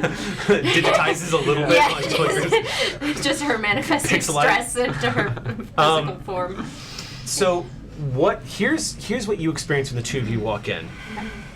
There's no subtle way to express the jarring effect it has stepping onto the surface of war-torn Cardassia, and yet here you are. As the two of you walk out onto this world, you immediately step onto rubble and stop for a moment. You don't hear the telltale signs. You hear like the distant sounds of detonations. You can see the darkened skies and the blood-red sky that is caused by the energy dispersing into the upper atmosphere from the nuclear detonations that are going off all over the planet as the Dominion is basically wiping the planet out. There is no... You don't see any morbid signs of death around you, which is curious. It's not what you remember. You don't see bodies. You don't see, you actually don't really see that much identifiable rubble around you. But what you do know, just from the look, the two of you have been here, this looks like where you two first met. Years and years and years ago. Back when you were just a young ambassador on some of your first assignments, and you were a kid that didn't realize they wanted to be a Starfleet officer yet. The two of you standing here in this jarring sensation. However, as you move your hands around, it still looks like you're passing through fluid. It has this sort of, it's like you're inside of an Etch-a-Sketch or something. When you move your hands, you see the images of Cardassia around you blur, much like that ship did. Like you're literally inside of a watercolor painting. Well, Is this your memory or mine? interesting thought. When you walked in, it showed you something that would have fascinated and excited you. And then when we walk in together, it pulls from shared memories to present something that is familiar to both of us. But both are things that are kind of scary that would make us want to say no and walk away. Jane wants to like look for something like identifiable, like in the rubble. She wants to see if she can find like a sign on a building that she would recognize because she like grew up here, you know? So she wants to see if this is her memory. Okay, ready for or, this? Yeah. Tell me what Jane sees? Because the answer is yes. Tell me what Jane sees. Okay, we're on Cardassia. I think that she wants to see. Uh-oh. And I think it's like she sees like the glint of something in amongst the rubble, and it looks like a piece of jewelry, and I think that she's asking this question, Olin, and then her eyes land on it, and she sees this Bajoran earring, and she's like, oh no, this is my memory. I think this is mine. I think I'm going to try the same thing. What would you like to see? Olin sees a young Cardassian man who was part of the ambassadorial team that they formed when they reached Cardassia. Somebody with whom they were very close, a good friend. You see him just as you saw him the very first time you saw him. He's sitting on what looks like a shard of rubble, and he's lifting a cup of water to a young child's mouth, and he's holding it there very slowly and letting them drink. This young girl, this young Cardassian, looks like she is exhausted from crying, and you can see the soot smearing down the side of her face. The metal casing that is on what used to be her left arm is what seems to be a temporary medical device to help sustain her until she can receive attention. You're remembering this sight of tenderness in this moment of pure suffering. And you see the relief on her face, like she's finally getting some comfort. Your tricorder pings immediately as you're being approached by a life form again. Okay, Jane's actually going to take a good look at it now. What is the data on the tricorder telling me? Or can I scan for where it's coming It's from? super vague, but a life form is approaching, dead ahead. They're coming towards us. If you want to try and speak to them, I would recommend it now. We're not here to harm you. We are simply curious. And, well, we come in peace. The space in front of you ripples, again, like someone is running their hands across a matte painting of some kind. And emerging in front of you, you see a young teenage girl, a human, with dirty blonde hair and freckles, with glowing blue eyes, dressed like a colonist. And she says to you at the exact same moment that you hear it in your sickbay, and is recorded up on the USS Ross from the pirate who is in the brig, "You're hurting us." And that's where we have to go on our break. Ooh! So, we will be back in 10 minutes. Everybody, don't go anywhere. We'll see you soon. Wow. Wow. Wow. Wow. Wow. Wow. Owen Wilson, get out of here. That was a very... Wow. Wow. Wow. Yeah, wow. That's pretty wow. Yeah, wow. Wow. Classic wow. All right. So we're getting back into the game. We're going to go ahead and dedicate the second half of this game to Lauren. Our mod Lauren. Part 2 of Clear Skies tonight is dedicated to Lauren. As far as I'm concerned, the second half of this episode is called Lauren. Let's hope nothing bad happens. No pressure. Lauren, don't kill us. Yeah. Thank you, I feel Lauren. like I should have Thank you, implemented Lauren. a different system. I feel like a bad Exo right now. I feel like there should have been 1 pull on the rope is I'm still alive and everything's fine, and 2 is get me out of here. I think the I don't last like- time I I don't was like like, this. 2 is get me out Amanda's of a learning here. process. But let's take a moment and acknowledge that 90% of your knee-jerk reaction comes from being a character in one of my games, where I drop pianos on your head all the time. So A literal piano. That's happened. So it's totally understandable that your first reaction was get the fuck out of there. We gotta leave. We gotta close this door.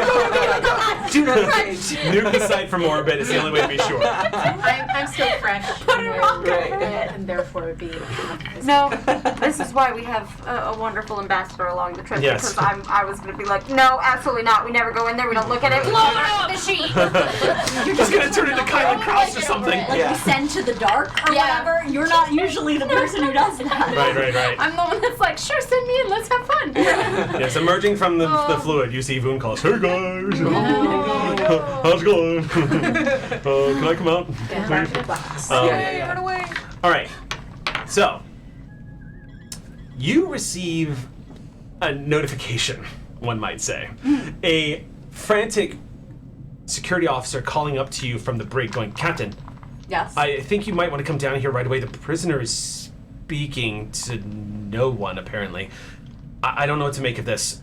Sending you the feed now, and you see it come up, the image come up on your personal computer in your ready room. You see the images, and you see him standing there with a very serious countenance on his face and a completely different demeanor to his body posture. He just says, "You're hurting us."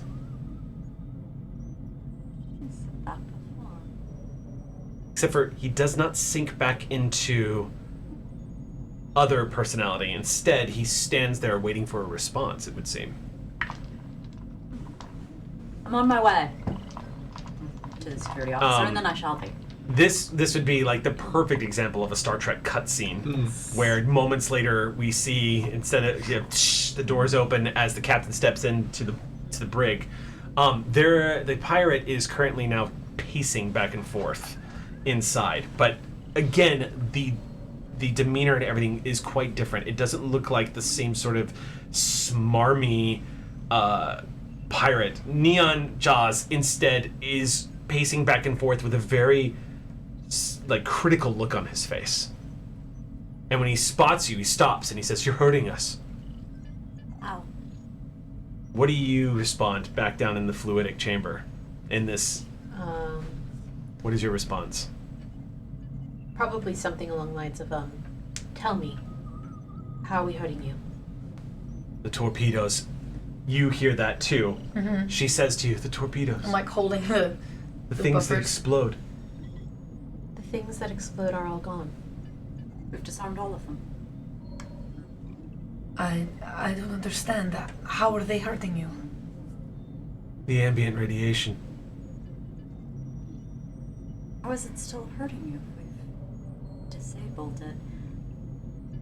Salta Bridge, get me a scan for any ambient radiation that might match a Dominion torpedo signature. Now. Aye, Captain. Responding to the captain's question, instead, you guys get the answer to a question you didn't ask, and you hear this young girl, to both of you, say, "We've absorbed it into our ecosystem. It's killing us." Is that the reason that you are here instead of inside the cave? We are this world. Oh, I see. That's what's said to you in response to a question you didn't ask. And same in sickbay. I immediately call Chief Tech on my comm badge. Go for tech. Chief, I do believe you'll have to send another engineer down to take your buffers. I might have more work here to do. All right, we're on our way, Doctor. You just keep doing the good work down there. Singh says, "Do you want me to stay here?" You're coming with me. Get the kit. Okay. He goes and gets the How many kit. kids do you have? We got kits. Wipes some sweat off his brow, grabs the kit. We're gonna replicate a kit. The two of you head down to transporter room 3. Yeah. Well, we're gonna take a shuttle. Oh, okay. because we're You guys taking head more of the okay. pattern Then, buffers. then y'all head to the main shuttle bay Also one. a security. Okay. Grab some yellow shirts on your way. Yeah. Okay, so Several. you get a. It's like a entourage you. surrounding you. You just grab ox crews. They're walking past you in the hallway. And You. It's like you grab the king, you grab something else. One of them says, "No, I'm champion tier. I don't want to go down to the death planet. You're like, I don't care. You're coming with me." Yeah. And you grab them and We head down. need you. It's like one guy, he's like a janitor, like, what? Okay. Okay. You're the whole planet. Are you in that hole down there, by chance? Hole. And again, she says to the two of you, "Hole," like echoing something. We're trapped. We want to leave. We can't return to where we belong. We're too deep. There's no signal that can get through. I've people there, and I don't know. Trapped. Too deep. No signal can get through. We want to go home.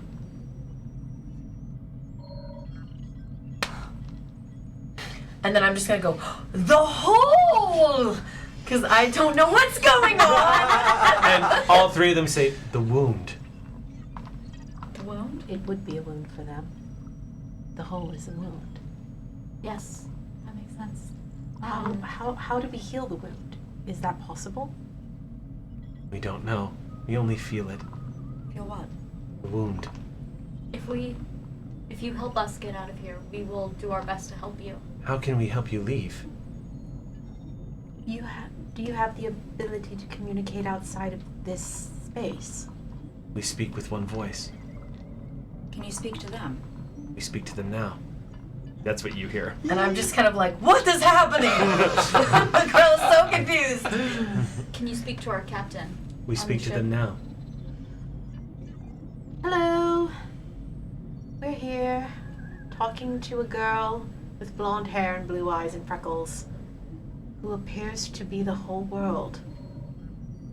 She stares at you, uncertain as to what your intention is, and she kind of cocks her head a little bit and looks at you confused. And in response, up on the ship, he suddenly looks at you confused, like you've said something that he doesn't understand. It's kind of disconcerting, but he kind of eyes you for a moment. We don't understand. Can you relay that message to our captain? What is this relay? That we are alive and well and in communication? I think they're speaking with one voice. So whatever we say, they say simultaneously. So we should just discuss. He stares at you. Are they all right? They're unharmed. McCrell also sighs relief, even though they have no idea what's happening. They are in our blood. Why do you manifest this way? You are in our mind. We are this world. Oh, I really wish Exio could see this. So you're hearing this too. I'm not. Yeah, for Exio. I'm just staring at this goo portal. this mystical experience that everyone else is having cuts to Exio, and you see Dari goes, "I got it," and then she goes, "Nope, sorry." I'm gonna look over to Dr. Has a Han Solo moment. He says, "Sorry, Commander, a little bit longer, not much longer." I'm gonna look over to Dr. Yen and I'll be like, I believe you have been terraforming an entire being. No. We stopped terraforming years ago. We've been sustaining, but we haven't been terraforming. I'm gonna look at the girl and be like, has other beings living here with you been harming you at all as well? No, but we are aware that we harm them. You are the spores. The spores are our children. They are me, and we are them. What do we call you? No name. Would you like one? If it would help you. We're a bit big on labels in Starfleet. We're not big on labels and stuff. The two of you both get this confused look. And the girl laying on the medical bed looks at you very confused, very perplexed And suddenly. I just go, yeah. That's who we are, by the way. We're Starfleet. You also see this complete lack of recognition in her face. Names don't matter as much to you. Got it. Would you like the beings that live here to also leave? What were you gonna ask? Her response is, no. But if they are to remain, they must adapt, or they will die. Understood. And this wound you speak of, it is a hole? I'm Yes. still trying to figure things out. You're hearing this too, Yeah. of course. Do you adapt? In a way, we were being hunted. By whom? The Undine. When they say that, I'm like, what happened? Wait a minute. What happened to the Undine? The Undine became the apex predators of their universe. They slaughtered everything that was not strong enough to survive. They hunted us to the brink. We fled here. And so you showed me them in an attempt to scare me off. You walked into our mind. When we were wounded, our place went to a place of fear. We remembered the things that scared us. I understand that. Are you an offshoot of fluidic space? It is our home. We were a denizen there. And you adapted to non-fluidic space. You adapted to being here.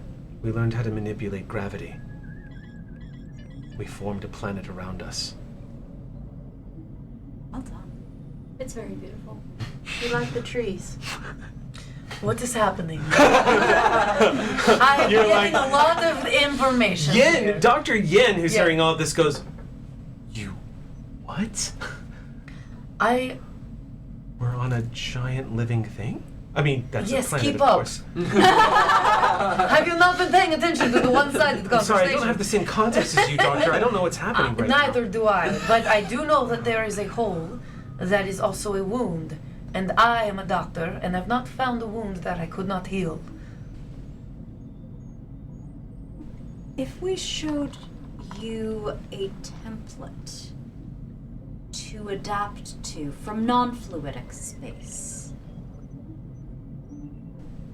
entities that withstand radiation, could you use that and adapt again the way that you did when coming from fluidic space? We think we understand what you suggest. Yes. This should be possible. Zelda McCrell, Captain, yes. I need everything you have on extremophilic radiation-resistant microbes. Yes. I'm gonna start working. McCrell, while this was happening, was already getting a data pad and looking up things to help with radiation poisoning and different types of things. So kind of already on the same page. Right, because there's like chelation, but like Yeah. there are bacteria that Right. can withstand ionizing radiation, gamma radiation, like the whole kit and caboodle. If we Yes. can show, We have the kit. We have the kids. Oh, Now we we need need the now caboodle. I am on the caboodle, if Captain. we can show them the caboodle, they can maybe pattern off of it. Ha! Ha! Ha! Ha! Ha! Dari holds it up. You're live. Commander, hands you the Thank badge. you. This is Commander Exio to Dr. McCrell. You hear through static. This Yeah. is Commander Exio to Dr. McCrell. You hear it I have coming through. I would like to use a talent. Keen hearing. Whenever you attempt to detect faint sounds, listen to conversations, or distinguish tones, recognize voices, notice patterns or background noises in recordings and other tasks that impulse your sense of hearing, Mm-hmm. I can do that. Yes. And I get a bonus d20 if I have to roll Yes, for you detect what it clearly seems to be the voice of Commander Exio. My coming through ears. the- it. That I don't have. I forgot. Exio, who apparently you only just learned has been missing in action. Exio, you are in a hole. You hear that through the static as well. Exio, you're in a hole. I shoot a quick look at Ensign Dari and Dari's like, that's not making this I'm- worth it. I'm well aware of that, Dr. McCrell. Yes. I would like some assistance on how to get out. We are secure down here, but there are some interesting circumstances and could really appreciate you communicate that to the captain. Yes, I will do so. And everyone there is healthy and okay, yes? Unfortunately, no. We have some casualties to report, and Yom T has been infected. But the boy has been recovered and is safe. Good news is that we have found I was gonna say a vaccine, but I was like, I don't want to use that word right now. But yes, a vaccine for the spore poisoning. However, we seem to have a bigger wound on our hands. Yes. How do you know about that? I'm looking at it right now.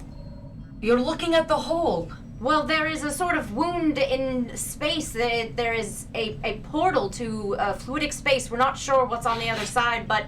Fluidic space! There's a lot of I was like, what is that? Chief Tech is going to be so upset with me for letting Incendari go into this hole. She is where she's needed, Doctor. Yes. I will relay to the captain that... Well, you said casualties first. Is our crew alright? I don't actually remember if there are... Did we have casualties? The crew is fine. Yeah. The I thought some of the bad guys died.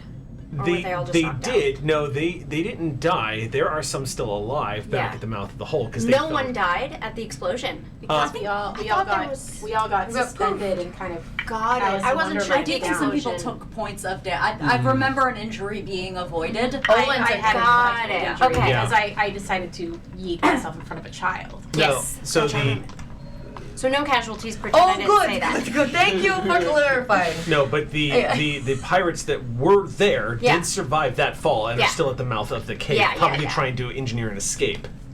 We have very heavy security.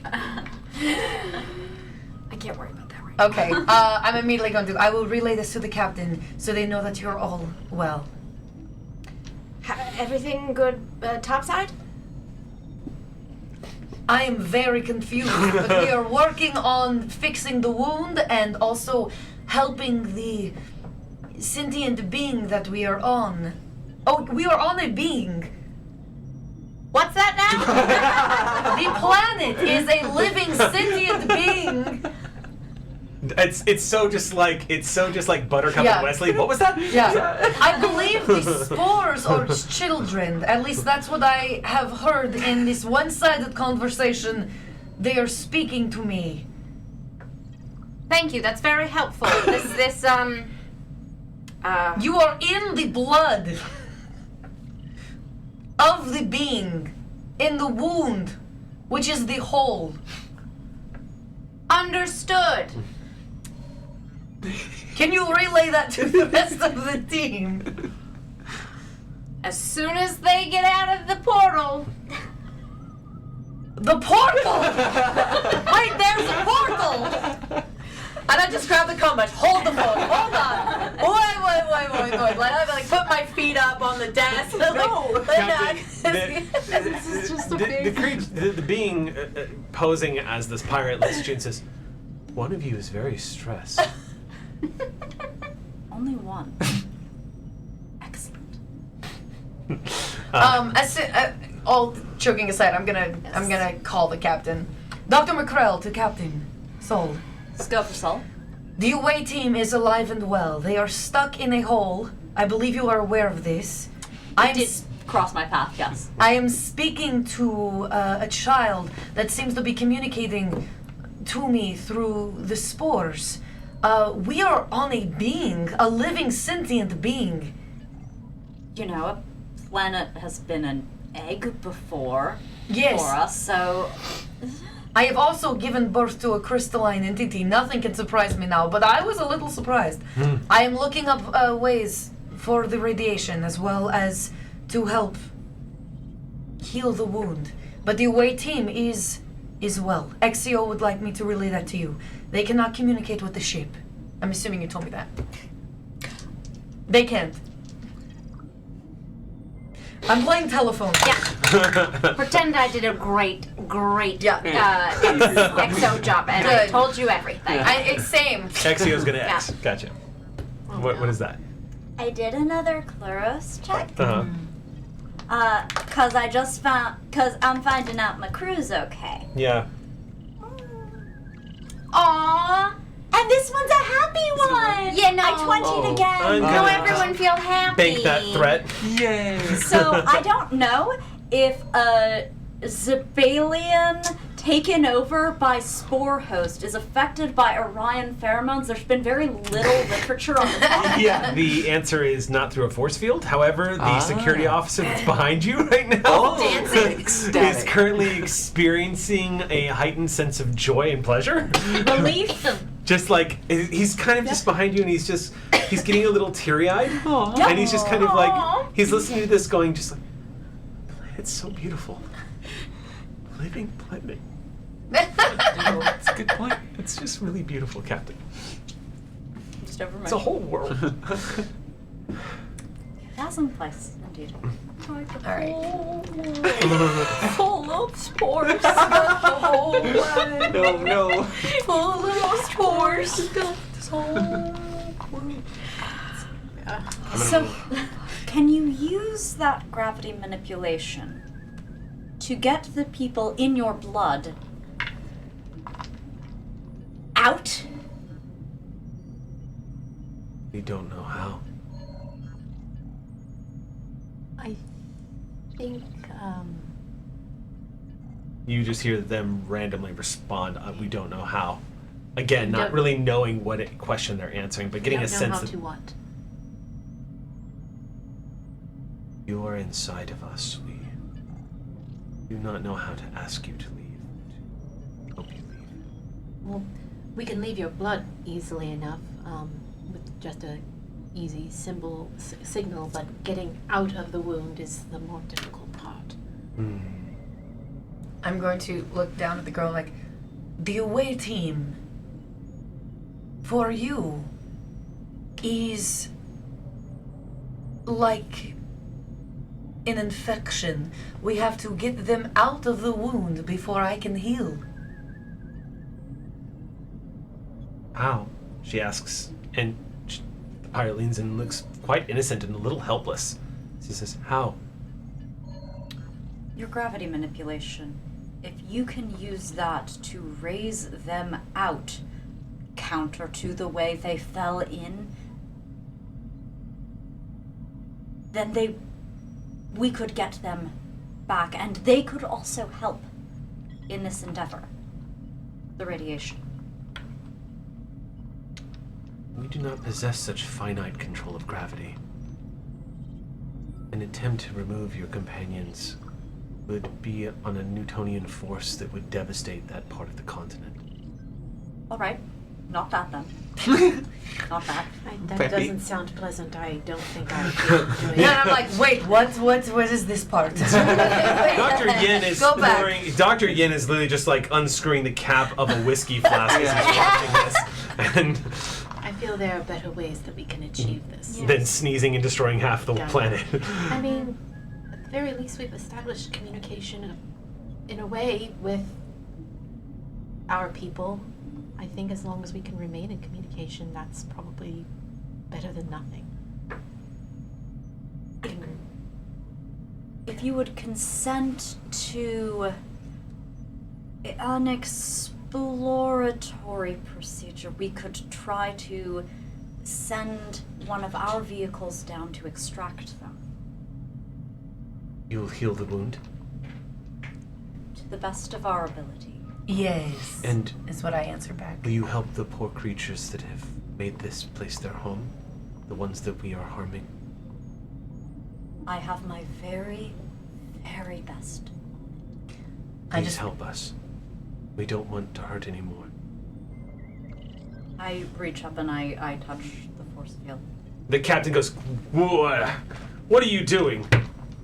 You knock the and yeah, it's like it clicks back in, and you're. I know you don't. We're going to help them, and we're going to help you. So neither hurts the other. Would you like some company while we wait? Company. Well, we can leave this space, or we can stay here with you and get to know you a little bit better. You're not comfortable here. And she points to, like, the area around. It's not my favorite memory, except for the part where I met her here. You can connect through your mind. I can. That means I can change this space if I want to. We would like to see you do this, yes. You were the first of your kind we've ever communicated with. You want to see where I'm from? Yes. Yes. Delta! Yeah. And tropical beaches everywhere. Lush, palm trees. Just lots of half-naked people running around. The Delta. moment you trigger that happy memory, as you're watching this happen, you feel a hand slide into yours. And when you glance down where that Bajoran earring was, you see Asmi's hand holding yours. She's on the beach with you, and it's almost like the moment Olin triggers this, like, sort of euphoric comfort, the realm that manifests around you, if you can picture what Asmi looks like if she was a beautiful watercolor painting that's holding your hand, that is what She is every day. that's what essentially manifests holding your hand. And she's acting quite like this is all normal, like you've been here for a while. She's not acting like this is so she's holding your hand. She gives you a gentle smile, but you can see that earring hanging on her. She's looking out over the water. And the young manifestation of this girl, who again also looks like a watercolor painting of the woman that's laying in your sickbay. Right. She looks mesmerized by what she is seeing. Oh, there are lots of places like this. We've never been to another world. We can never go.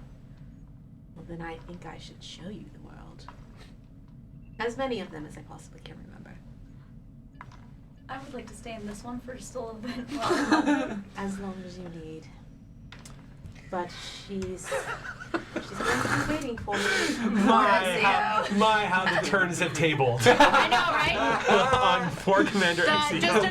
It's a quick flash of, can we stay a little bit longer? Waiting on those 2 tugs, guys! No, just kidding. But she's doing that. I think there would be a point, and this is kind of ridiculous, where Olin would be watching this moment between Asmi and Lakat, and kind of scoot back on the rope just a little bit, poke their head out of the portal. You see Olin merge halfway out of the portal. Everything is fine in here. We are currently inside the planet's blood. Oh, yes. I got in communication with Dr. McCrell. There was something excellent. about blood. Yes, this is the life force of the planet that is apparently fully sentient and... Right, yes. I got caught up on that. Everything going well? They are a subspecies of 8479, perhaps. They were a species that lived in fluidic space. And were hunted by 8472. Yeah, that's the one. 8472. Undine or 8472, however you want to pronounce it. Their Undine board designation is 8472. Yeah, and this is where they escaped to, and created a planet around them to protect them. They are the progenitor of the spores. Sorry. Did you come don't do that to through? a Jewish No, person. I'm telling them because I see them. And then I put my head back. What? What was hurting? Okay. And we're hurting them. Not we are specifically, but the detonations have hurt them. The holes that were created by and now there's some sort of ambient radiation that they're absorbing. I was gonna come that's up also with hurting them as well. radiation. Okay. So this is nothing to be concerned about, but trying to get out of here is something we need to be concerned about. And they've asked us to make sure to help him, and they point to Yanti. They seem very friendly. Huh. I'm sorry you can't come in here. I'm really jealous. So, We're recording everything on our tricorder, so we can show it to you. Okay. Hopefully it will read. Don't mention the beaches. What? Nothing. I just didn't want them to feel like they were missing out. Right. Fucking. You show them something happy, Okay. if you can. Ox crew to the rescue. So I just rolled for our Ox crew, Yeah. and for the USS Ross, I rolled 2 1s. Yay! So- Wow, Wow. the chicken cookies. As That's this like conversation is happening, you get a Yes. chirp from the science station on the bridge saying, "Captain, we're ready. We have scans coming back immediately. Can confirm that there seems to be residual polaronic radiation that is saturating the area around the wound. Curiously enough, it looks like the spores are transmitting, or it looks like they're being carried by the spores that have been impacted by the radiation. If we can single out those spores and treat them somehow, we might be able to eliminate the interference and the sickness, I suppose."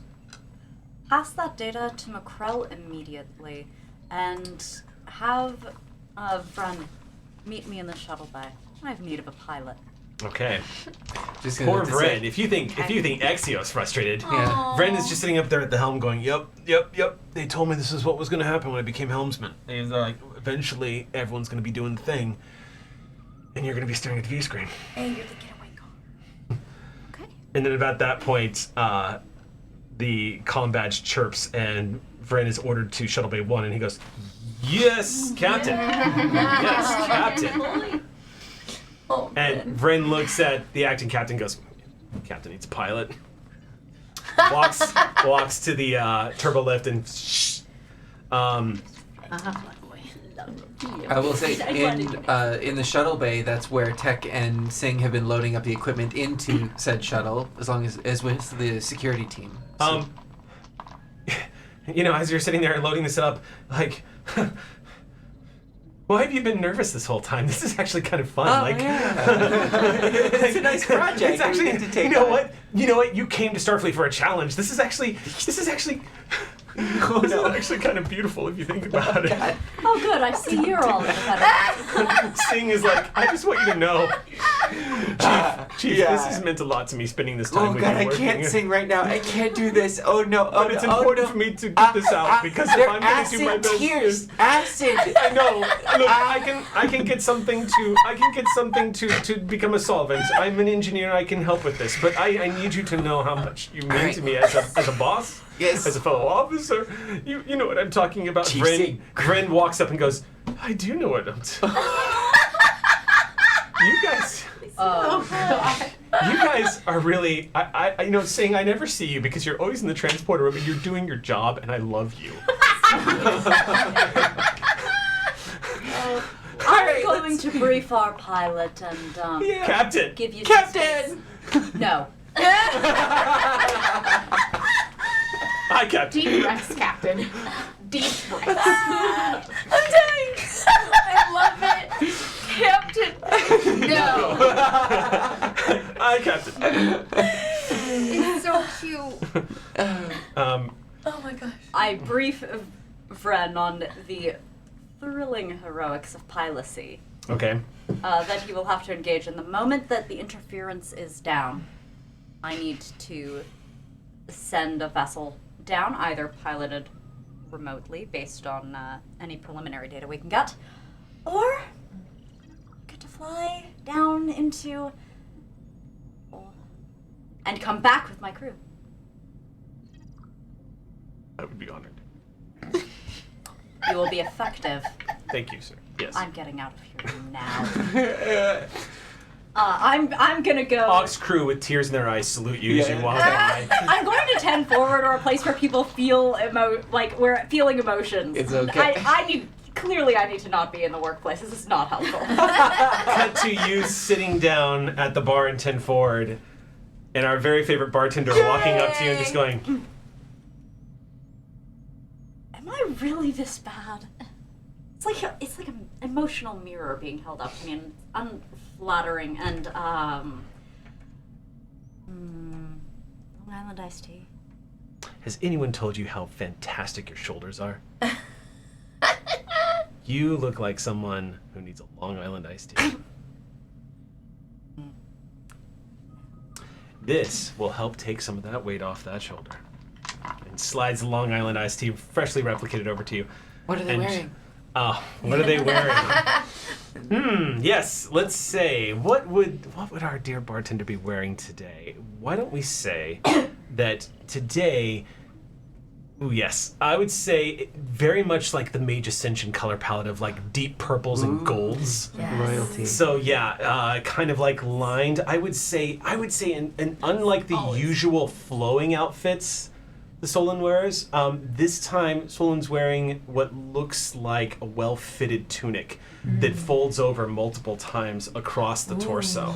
Go on. It is also meshed, so just vaguely see-through with these gold striped lines going across. The pants themselves, are very well fitted, as are the boots. It looks like an outfit somebody would wear if they were going to be going dancing that night, kind of like active wear almost. But of course, it does have a high collar that stretches up just about mid to the ear and wraps around the back and then goes down, and also sort of eventually fades away as it zigs down the folds of the tunic. Now we're all experiencing joy. Yeah. Yeah. And Solon is clearly just super vibing on you. Just like, it's good to see you, Captain. Good to see you. I don't see you in 10 forward enough. As a shuttle, you can see a shuttle leaving from the windows of 10 forward. And you can almost hear the song everyone's singing on board the shuttle as they're headed down, just like they've picked one. And Look, it's just that I'm glad that they're okay. Solon stops and says, glad that who's okay? No one told you about the hole, did they? I don't get a lot of information from the bridge. Scuttlebutt doesn't get around the ship too fast if y'all are on active duty, but... Well, I'm useless right now, apparently, so let me tell you. Okay. So, the bartender nods, reaches down those well-toned, elegant arms, brings up another Long Island iced tea and slides that across the bar, puts straw in it, and says, "Do go on." And just like a kid just like on a summer day with a slushie in front of him, just starts drinking while he's leaning on his hands and listens to you. Take the whole story. Please tell me that the captain has eaten anything in the last Oh, yeah. Well, synthahol, so you're lucky. So right, one's in the hall, two, they're 6'5" and That's true. stacked. It's gonna take more than 2 Long Island iced teas to hit Yeah. this bad boy. Yeah. 2. This was the second one, remember? Yeah. By the way, warp No, core I breaches, already- I miss them so Oh, Oh, much. yeah. Can we, He was Try drinking someone one. I know this. at some point, Yeah. especially if we have a gathering over at your new spot, we need to make warp core breaches. Oh, from Yeah. experience. Oh, y'all, the Star Trek experience. I'm having We're gonna have to withdrawals. I make miss that. it. Wait, We- how is that drinks and not pants? Oh, drinks. Oh, Yeah. drinks. I have a really quick suggestion. breaches. Like each bring like what our character would drink, and then we like serve it to like everyone else. Okay. Nothing. Mine Okay. would be drugs, so no. Only My on the character- condition that we have to share it with Ox Crew. Like, Yes, we'll have to- and obviously. why don't we get like recipes and come up with the La Cat? Yeah, it's a look at and like the tech comes up with the tech, and you We'll do come this. up with your drugs. We'll do that. No! But I will come up with something. Like a cat treat or something. Great, Bonnie, that's great. I'm looking forward to that. CBD, let's just. Oh, yeah. Yeah. CBT. Yeah, CBT. I think it'll be really funny if you just serve us water. It's water. Think of a memory. Yeah. There's Exio. We'll take a picture of like a put blank piece of paper space. writing, and then tape it to the inside of the glass. So Oh. as you're drinking it, you get the memory. remember. Oh. Like a photo. I was also thinking food coloring could be interesting. Okay, I'm gonna reel this back in. Okay. Yeah, sorry, yeah. No, yeah, this yeah, is a yeah, great yeah. conversation, and we should definitely continue it because this is a great idea. But let's, so, Tech, We first- have a pilot, right? He came, right? He's on there. Vryn is- okay, Vryn is at the- yeah, yeah, We didn't Vryn- want the remote option. No. So, Vryn, as y'all are, first of all, what you would notice is now that you're getting a good look at this planet as you're approaching, and kind of getting a snapshot of some of the information that you've been told by the captain about this world, you're starting to real. I mean, you have a different look on this planet than most people do, and looking out the window of the shuttlecraft down onto this world,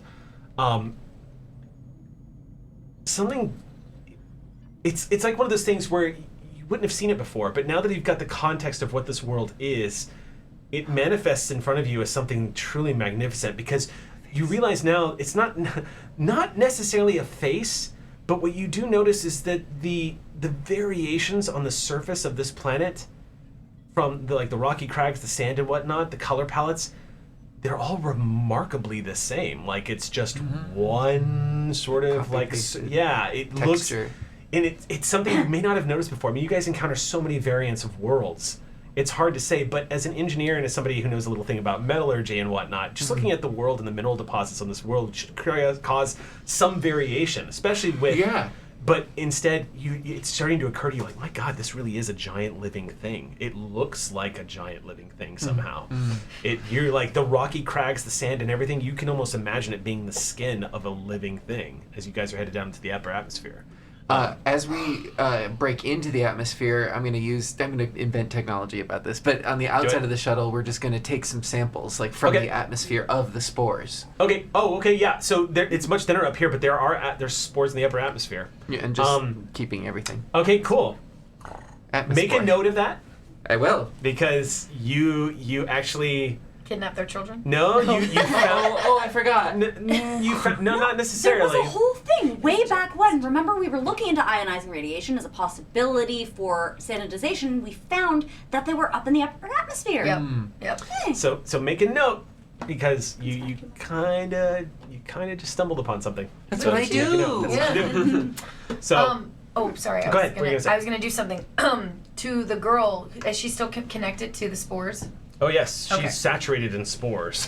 Well, I mean, like, is she yeah. still speaking in one voice with them? Yep. She All right, seems to I'm be. going to look and be like, you say that the planet is all one living being, and that my crew is inside, in your blood, entering from the wound. If we can't get them out from the wound, is there another way for them to exit? I'm basically saying if the crew can be pooped out or something. Like, not Like a pooped waste. out, but like, there's got to be some kind of, if it's a living thing. If it's blood, there's a circulatory Yeah. system there. Or even if they don't know, because, you know, I don't know science about my own body. So what if I go to the computer, the tablet, and, like, meaning the spores might not know. Or, So I'm going to, as the doctor, look at the planet as a whole, as a whole living being now, and see if I can, like, Find the hole. find, not the whole, But the hole. the whole another way out. So, like, trying to, I want a holographic way So of it. She wants to get the whole story. You get the response, and you actually, you're not near the Nope, I'm not. pirate anymore, but you all are. You get the response. As fragile organic beings, eventually their bodies will die, and when this happens, they will become a threat to us, and we will absorb them into our ecosystem. Wait, we're not talking about them dying. I'm talking about getting them out of you, alive. This is the only way we know to get them out.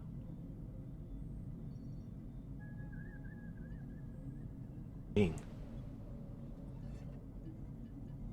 No. We'll find another way. Are there any other exits like the one we came in? Anywhere else? No. Okay, I'm done waiting. I'm done waiting, Ensign. I'm done. Dari looks at you and says, "Okay." How high up is the ceiling? The ceiling's about 400 feet.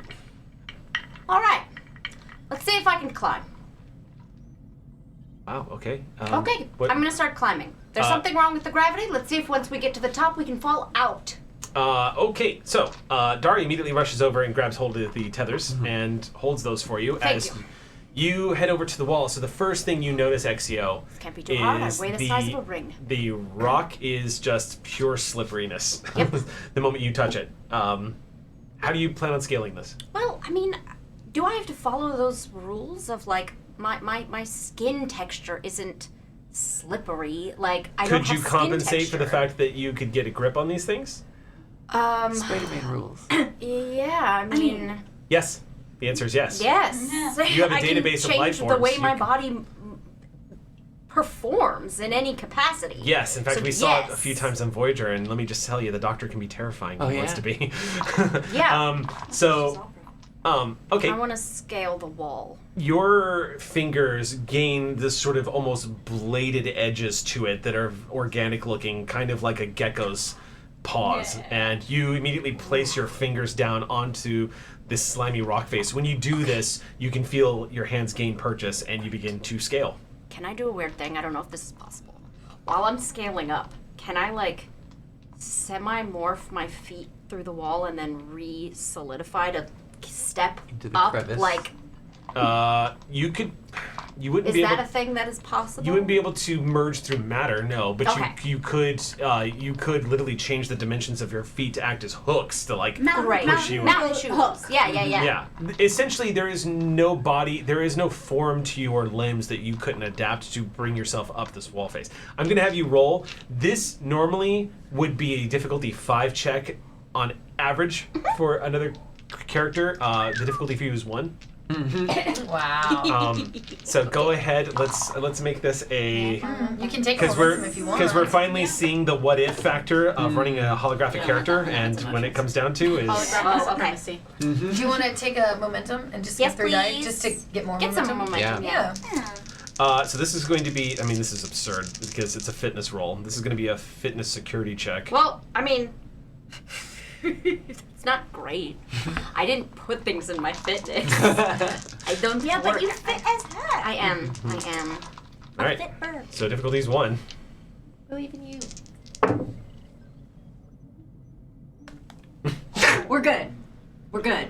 There is a 1. There is a thing that, like, unless your math is really forcocked, you're good for 1. I got 1. You're good. 1 success, but That's it. all you needed. I know, but you didn't want to But I matrix wanted the this. momentum. Yeah. Okay, so Dari just watches you mesmerized as you begin to scale a sheer slippery rock face.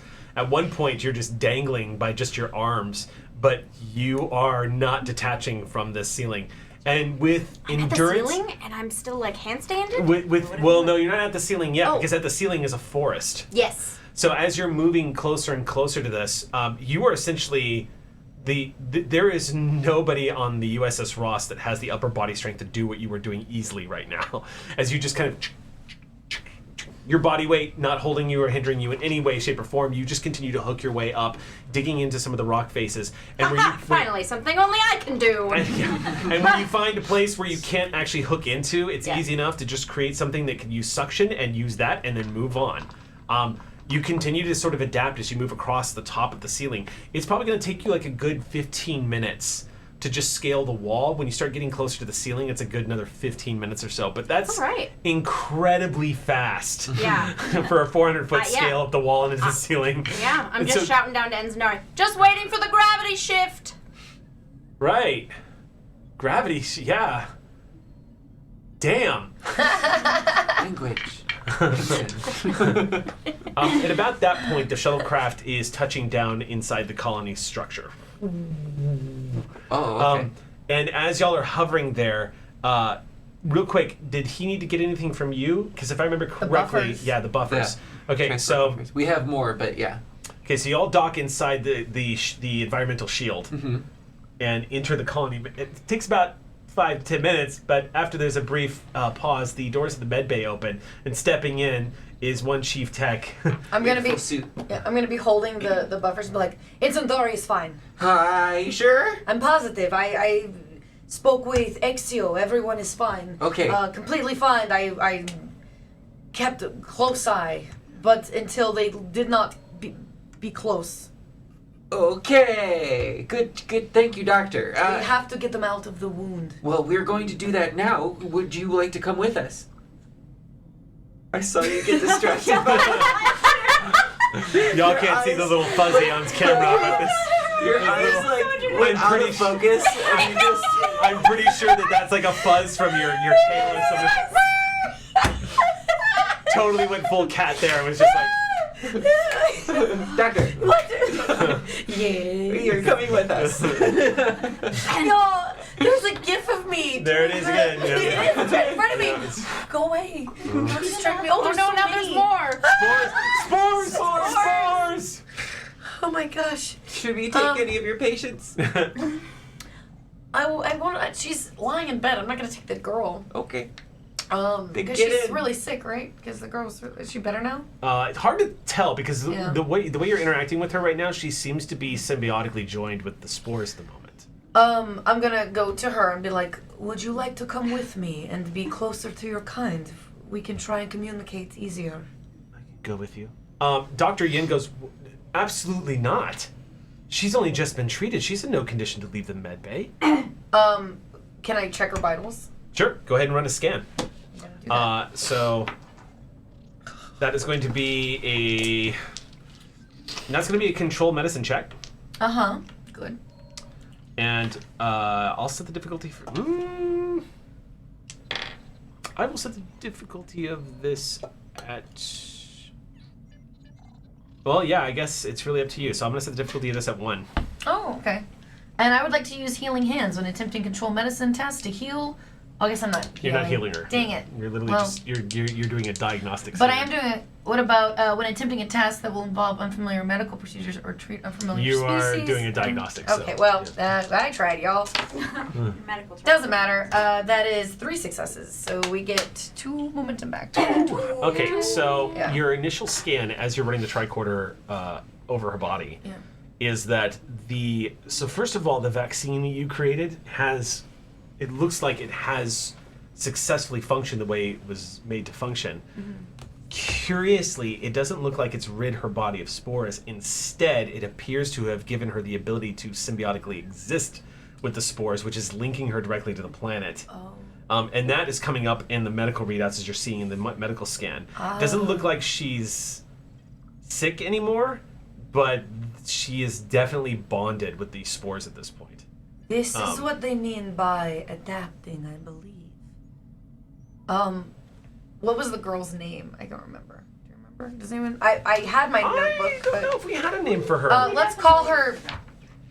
Her name was Lola. I was thinking it too. Mom. She was a showgirl. But not anymore. Not anymore. Now she's a I mean- spore girl. She was actually a scientist, the daughter of a scientist, an aspiring scientist herself.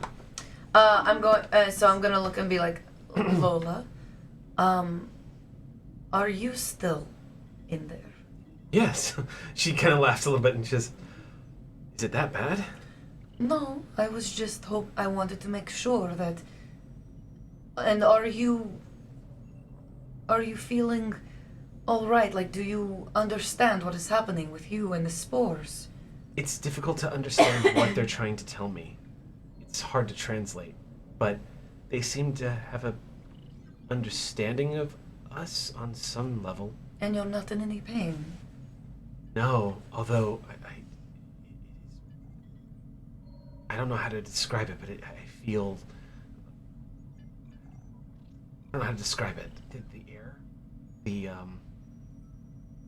I don't know how to describe it. I mean, not to be in any rush, but we kind of gotta go. So if we're gonna we could have this conversation on the shuttle. If you want to, you can all come along. We got room, but we gotta go. Well, would you like to come with me, Lola? It's not her decision. Okay. I'm her doctor. Dr. Yin steps forward and says, and I'm saying she is not going. Fine. I will leave. Can I leave some kind of pad there? Sure. And so she can have a video chat with me, so that way I can zoom in. You already can tell that there's no video chat that's going to get through the interference when you guys get there. Well, The precondition to fixing the interference. I wanted to take her with me because I have no way of communicating with Then anyone. bring McCrell's presence to bear and tell this doctor Get 'em. to bugger off because I will. you've got this. I mean, you've got the skills. If you want to try to convince him, Yeah. you can't. I know.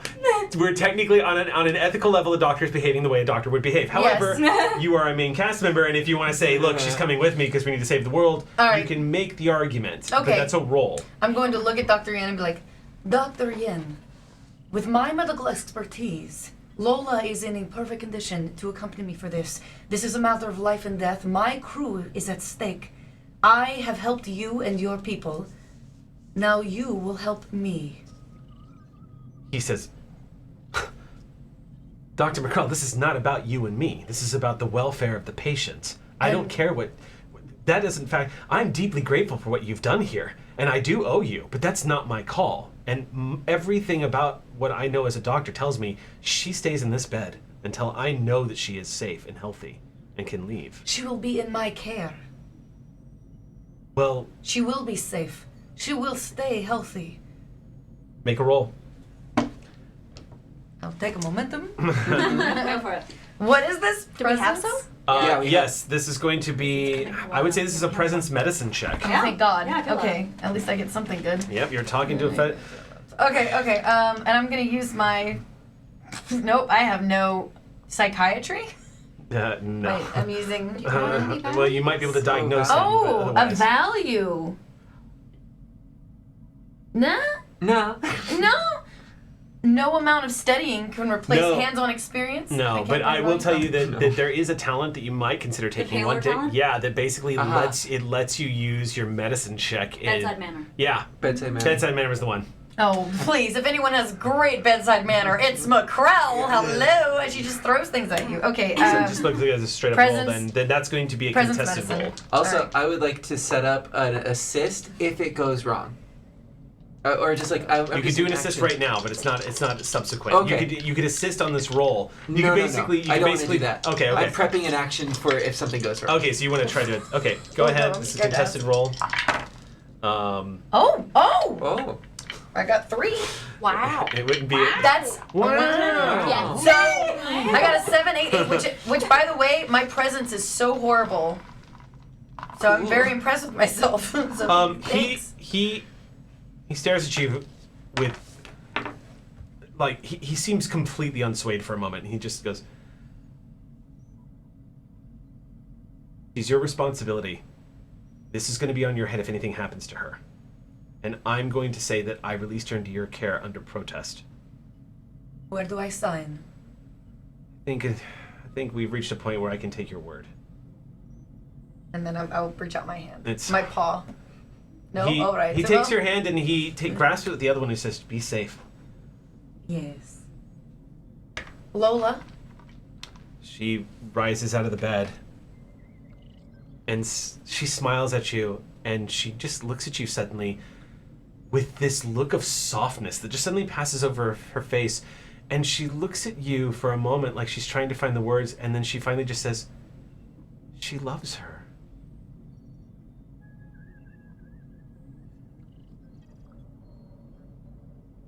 Do I hear that? Oh.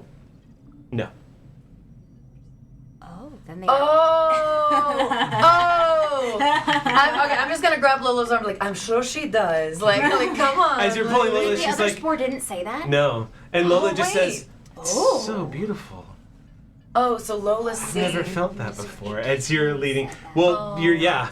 And You're- then, I was gonna say, as this is concluding, Tech is putting away the hypo spray that he was gonna use to to knock out the doctor. I'm gonna see. Putting it away. I'm gonna notice that and just give him like a. All right, okay. I see Tech having my I back. can dress them up and I can't take them anywhere. He didn't do it.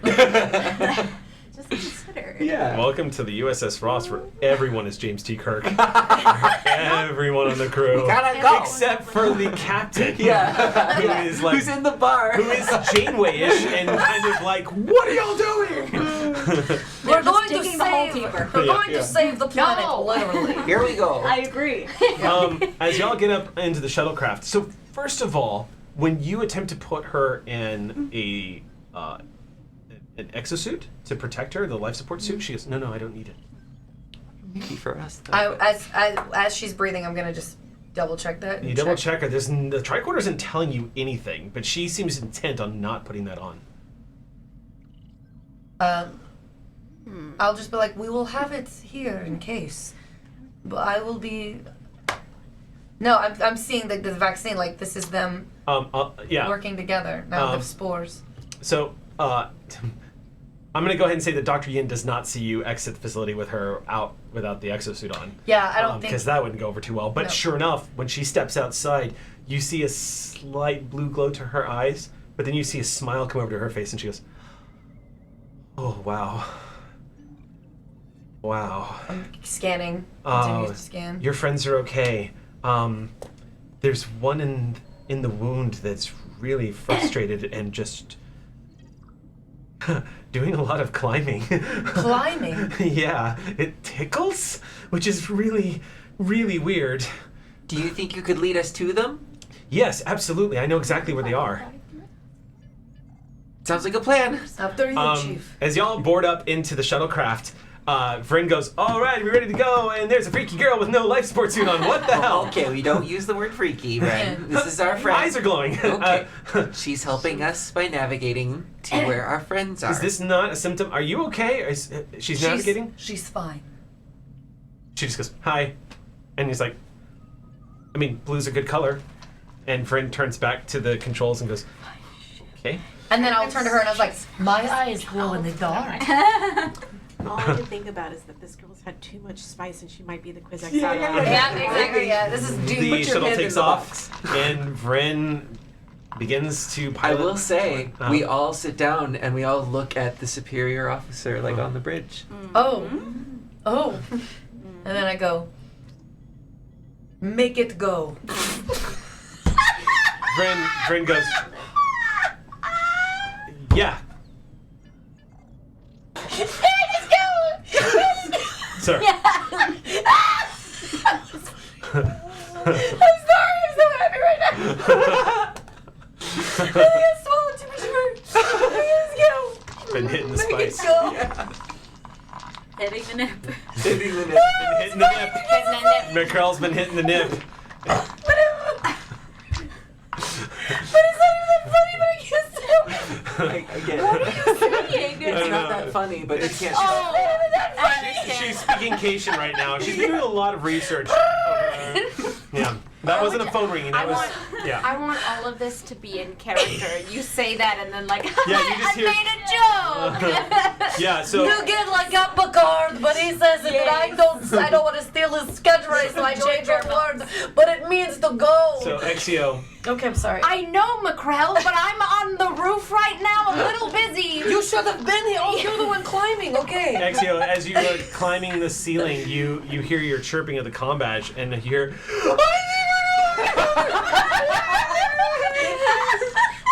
What is happening in my ear hole? Sorry. Oh my god. None of that happened. Um, I just said press the button. Okay, so. Make me go. So as the shuttle nears the wound, inside right now, the psychic connection that you are currently having inside the bloodstream or the mind of this entity is starting to actually cause you, Olin, to have you're starting to have a bit of a detached body experience, and it's not pleasant.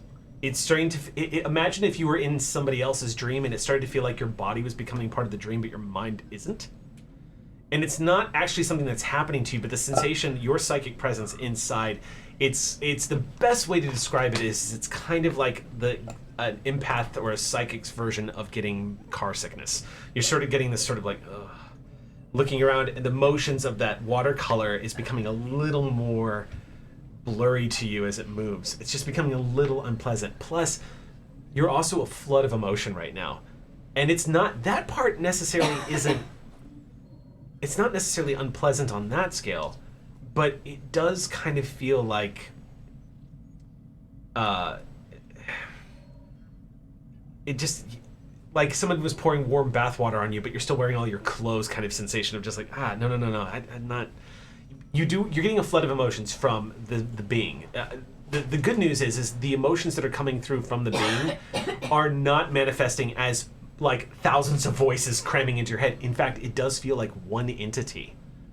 It does feel, and it is a little more controlled and refined. You're sensing this sort of anxiety that it had when you all first got here that you couldn't necessarily translate has now transformed into sort of a curiosity.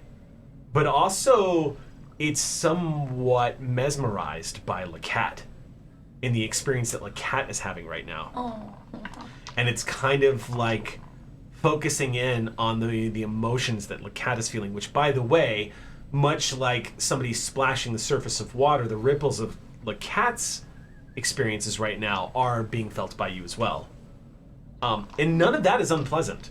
The unpleasant part is it's starting to cause a bit of a fuzzing effect of where you end and the entity begins, and that's what's kind of making you kind of you're submerged in a psychic experience physically, which is Nothing you've ever experienced before. You're in someone's mind. You're in somebody's, it's like you're walking inside of someone's neural pathways, inside the fluid between them. And as a result, you are being pinged with all of these sensations. It's a mind mold. Oh no. It's the Frozen effect of like the pride that you had the moment you said that. Is what really, so you're like, yes, I found it, Eureka. Here it is. What a gift. And you Lacat, you're not hallucinating. You know this isn't Asmi, but what it is, the way it's manifesting, it's even more intimate because you're not connecting with Asmi. You are physically connecting with the manifestation about how you feel about Asmi. It's like you're talking to yourself. It's an acknowledgement. And as you're holding hands, it's incredibly disarming and vulnerable. And the being that manifests as Asmi in front of you seems to be reflecting and mirroring that same sensation. I think that there was definitely hesitation initially, like, I'm looking at a painting, but like this is a very pretty painting, and I think that she has like eased into the love now, and it's just like enjoying the ride.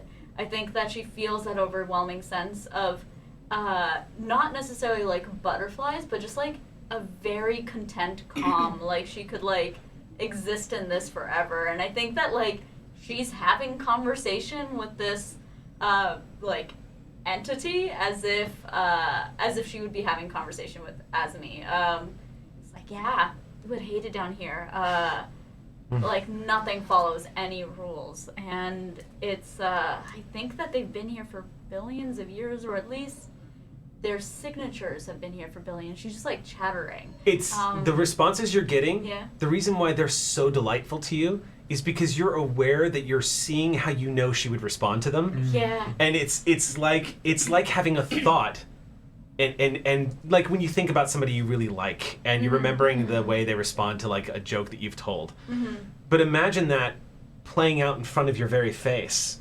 And so it ignites even more. You're just like, God, I'm so right about her. Like she's got I'm so right like about her, but that's also exactly this is like really weird and curious, and I like want to know what you like think about things that like I maybe would have never asked you, but like you're not her, so no, like I'm what, gonna ask you. What you realize is happening is you're having this conversation as you're literally telling yourself you love her. And that's what you realize you're saying as you're holding the hand. You're like, oh my God. And she's smiling, and it's almost like you looking back at you saying, yes, you do.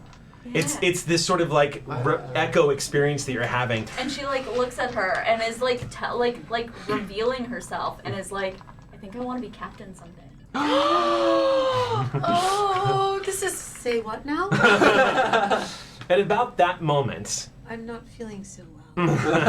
yeah. And she looks away from Asmi and like and in fact lets go of her hands and And she becomes Olin suddenly. You see that manifestation suddenly. It's almost like the watercolors drain away from Asmi and begin to form around you. And they don't necessarily affect how you're feeling, or they don't affect any kind of discomfort. It's almost you feel like all of a sudden all of her focus is on you now. Olin? It's things are starting to get a little bit. We should go. We are almost to you now, the young girl says.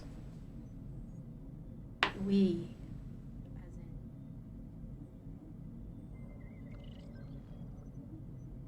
I need to tell them we're on our way. What should I say? We're bringing the kit. We're bringing the kid. Tech is here. Tech. This is good. This is. But we don't have to. There's no reason to stay in here anymore, is there? I guess not, but I think I came up with a name for you. If you'd like it. She stares at you. It's something that is another part of my memory, and I bring up Tokyo. Mm-hmm. I used to study here. I would like it if we could call you the Iromizu. Iromizu. Iromizu. It nods. She seems to acknowledge that. In English, that means colored water. Oh, that's Um, beautiful. So Hiromizu nods to you, and at about that moment, you go. Your feet swing forward, and at about 350 feet up, you are suddenly falling towards this forest floor, and you watch. You can hear the echoing of the young engineer down below go, "Oh shit!" As you fall into the fog and vanish from her sight. I'm alright! And you impact on what feels like a soft, squishy surface. Cool. You are in what looks like this thick, soupy fog, but you're on a bed of mushrooms. These large fungi that have grown up out of the ceiling. Okay, this is, oh gosh. The urge to grab samples is so strong, but then I'm going, no, it's alive. You have to ask permission. And I just start running back towards the hole that we fell from. Okay. In case I can, like, if there's anything that needs to get passed through, or like. It's a good jog, but you can run along the ceiling now through the forest. Now, I will say, this forest does not have any paths, so when I say this is a rough run, I'm talking very difficult terrain. You're having to squeeze between trees at a few points as you are trying to get there as quickly as possible. Great. Yeah. Which, going is not a problem for you. Yeah, no reason to stay still. Always be working on plan B, C, D, all the way down. Okay. So I don't know that anyone is coming to rescue us. I just know they're still in the hole. Yep, and I can't do anything about it. So. Cut to 10 forward. You know where they are right now. I just sent more of my team into the hole.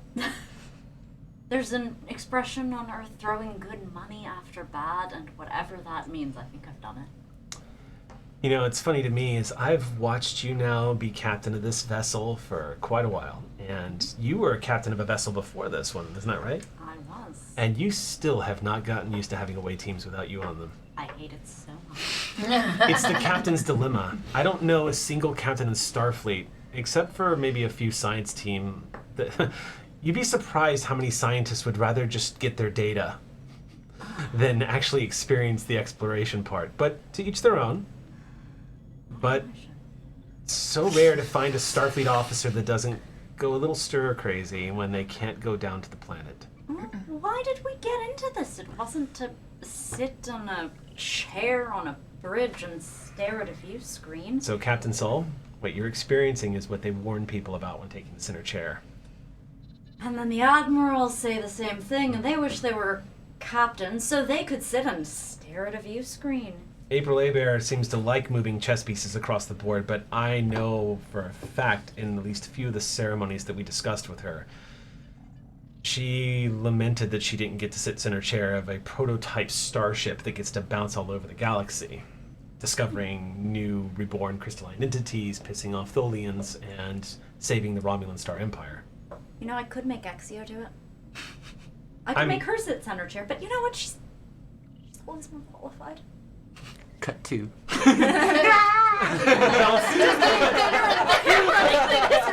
I literally picture Exio in the upside down Super Mario Brothers on mushrooms right now. Yeah, boing, boing. As you're dashing through the surface. And Dari's holding the tethers. Whoa! So at this point, Vryn is coming up on the wound, and Vryn goes, "Wow." And when he says that, you, as an engineer, can see that even a torpedo, a Dominion Polaron torpedo detonated on the surface would not cause a hole that big. It must have been a reaction, or maybe it was already it could have been a sinkhole waiting to happen, or maybe it is some aspect of the fact that this planet is a living thing. It's hard to say, but there is way much more rock face cleared off at the surface here than there would be. You can see clearly the blast marks. Also, curiously enough, that was not coming up on sensors, even though it detected the effects of this. The atmosphere around the hole is a different ambient color. The spores are visible, and you can see them swirling with purple, like a cloud of purple between them. It looks, if ambient Polaron radiation could manifest visually, you can see it right now. Get us as close as you can, Bren. Okay, that shouldn't be too hard. And as soon as we get into that range, we'll also take samples of these spores as well. Sure thing. Oh, that's easy. You can beam them into a containment unit. Yeah. So Vryn brings you in easy, and the shuttlecraft just, this Type 2 shuttle just kind of eases in, and he's hovering you guys there for a moment and says, I still cannot get sensors to get down that hole, but I'm sure they're down there. And it's large enough that 2 shuttles could fit down this shaft. What do you say, Doctor?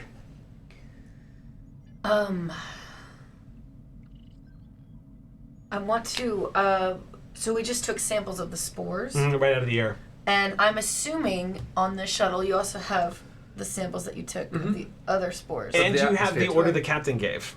Yeah. Which is easy enough to synthesize. Right, Right. What was it? Extreme folic radioactive resistance microbes? So as soon as we, Pretty much. yeah, thank you for writing that down. Yeah, no problem. Because I did that. Thank you for saying it. I can say it multiple times. Yeah.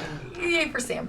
But yeah, so I want to look at both, and I want, because I know we got to get, I'll be like, Chief, Yeah. work on getting a signal down to beam our crew. Wait, do we know if we lose sensors, does that mean the shuttle will completely go off? We won't lose power, right? You'll just lose sensors. So we can still fly down there.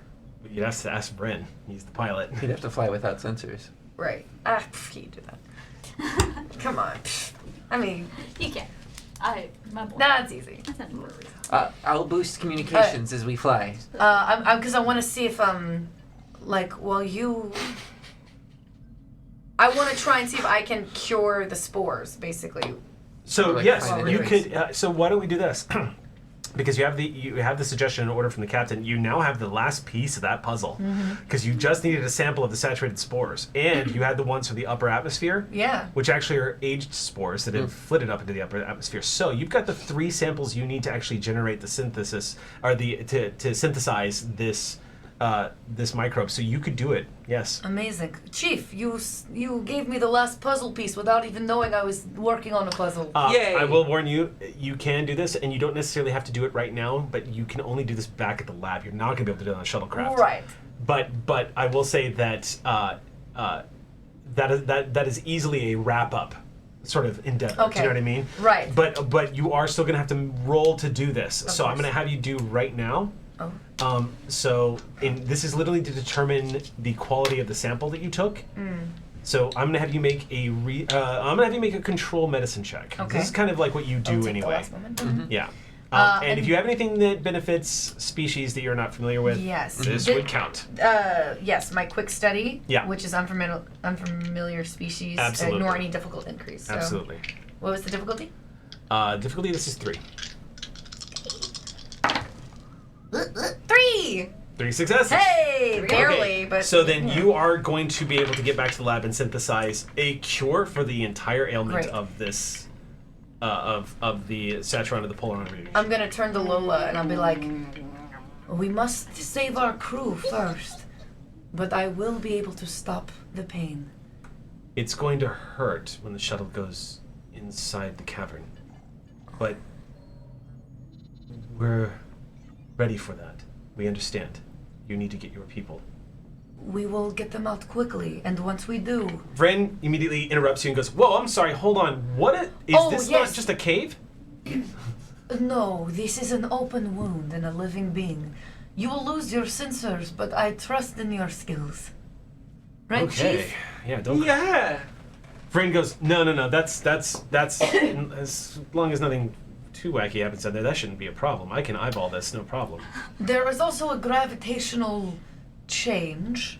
Ah, okay. Well, yeah. Okay, that's the problem I was talking about. Okay. Do you know, did you have any information about that? The gravitational shifts? So if there is, I'm just gonna all of a sudden be like, You did. Exio, Dr. McCrow to Exio. We are here at the hole. Oh! Wonderful! I'll be there in estimation 2 minutes. the Oh, base- excellent. We have a shuttlecraft. We are ready to try and transport everyone out. you can't- Do you know about the You have to go gravitational in and shift? get- Not transport. I Yeah. meant like go transport in a shuttle. Yeah. Welcome to Star Trek lingo. Yeah. Look, Exactly this level in we're going to the- carpool. At this depth is when the gravitational shift happens. But we all fell 1,000 feet and didn't die. So like when you got about halfway down that fall is when it started to really kick in. Yeah, and I just did it twice. Like it's about 500 feet. Are you sending us? Yeah, that's what she was saying. So put that in, Bren. I can't for your send you coordinates. anything through anything. Yeah, no, you can talk. I'm providing a visual aid. Yeah, she's being descriptive. Yeah. Vren, do you have this information now? Yes, and it's incredibly vague. It might mean that I need to accelerate in order to breach into the next gravimetric. Listen, I'm going to give you as much power as I can to the shields. We're going to try to make a bumper for ourselves if we run into anything. Shields ain't going to be the problem, Chief. What you're going to need to focus on is inertial dampeners. Same thing, same department. The moment that becomes a, because I'm just saying, like, if the gravity shifts while it's going to get really... I've only done this once before, and it's... Anyway, it will be fine, but everyone should sit down and definitely buckle in. I'm going to do the Inzendari, Dr. McCrell Inzendari. Because we have communications with her as well, right? Nope. No. You have No? Just yours? I have the comm badge that has This been one's altered working. to go through. Sorry, still me. You must have Inzendari's combat. Is she okay? Oh yes, she's currently tethered to our crew members. That's a good thing. Good. So what are you planning to do? We would need everyone to be in a central location so we can make sure to load the shuttle with everyone. Yes, they are all together, just not at the mouth because it started to crumble. Wait, The mouth started to crumble. we That's are why at the mouth. That's crumbling? Yes.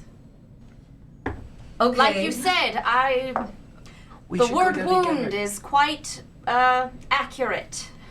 Yes, we shall be down there shortly. Vren, I can assist. I'm gonna look at Vren and be like, make it go.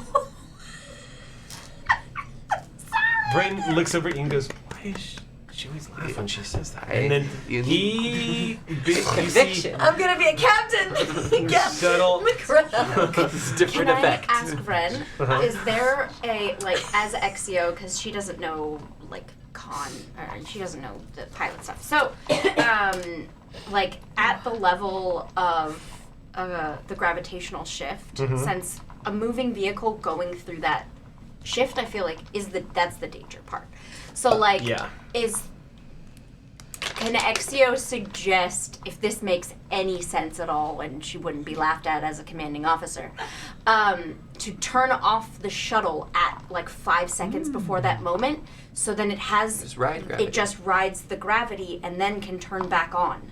So what'll happen is if it doesn't have enough acceleration, Yeah. it risks falling back the direction it came, and then But falling we back the didn't direction fall back the way we came.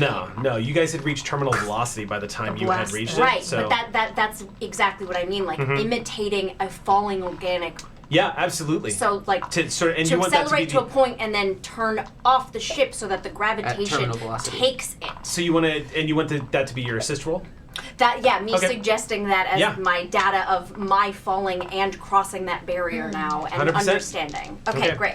So Bren's gonna go ahead and just use, because this is his one roll of the game, so he's gonna call upon his value. Great. Like it's anything. I will use since I'm just assisting, I would like to use my advisor Okay. talent, which means they get a re-roll if it fucks up. I roll a 4 and a 7. Nice. You get help. Okay. What'd you roll? I rolled an 8. Okay.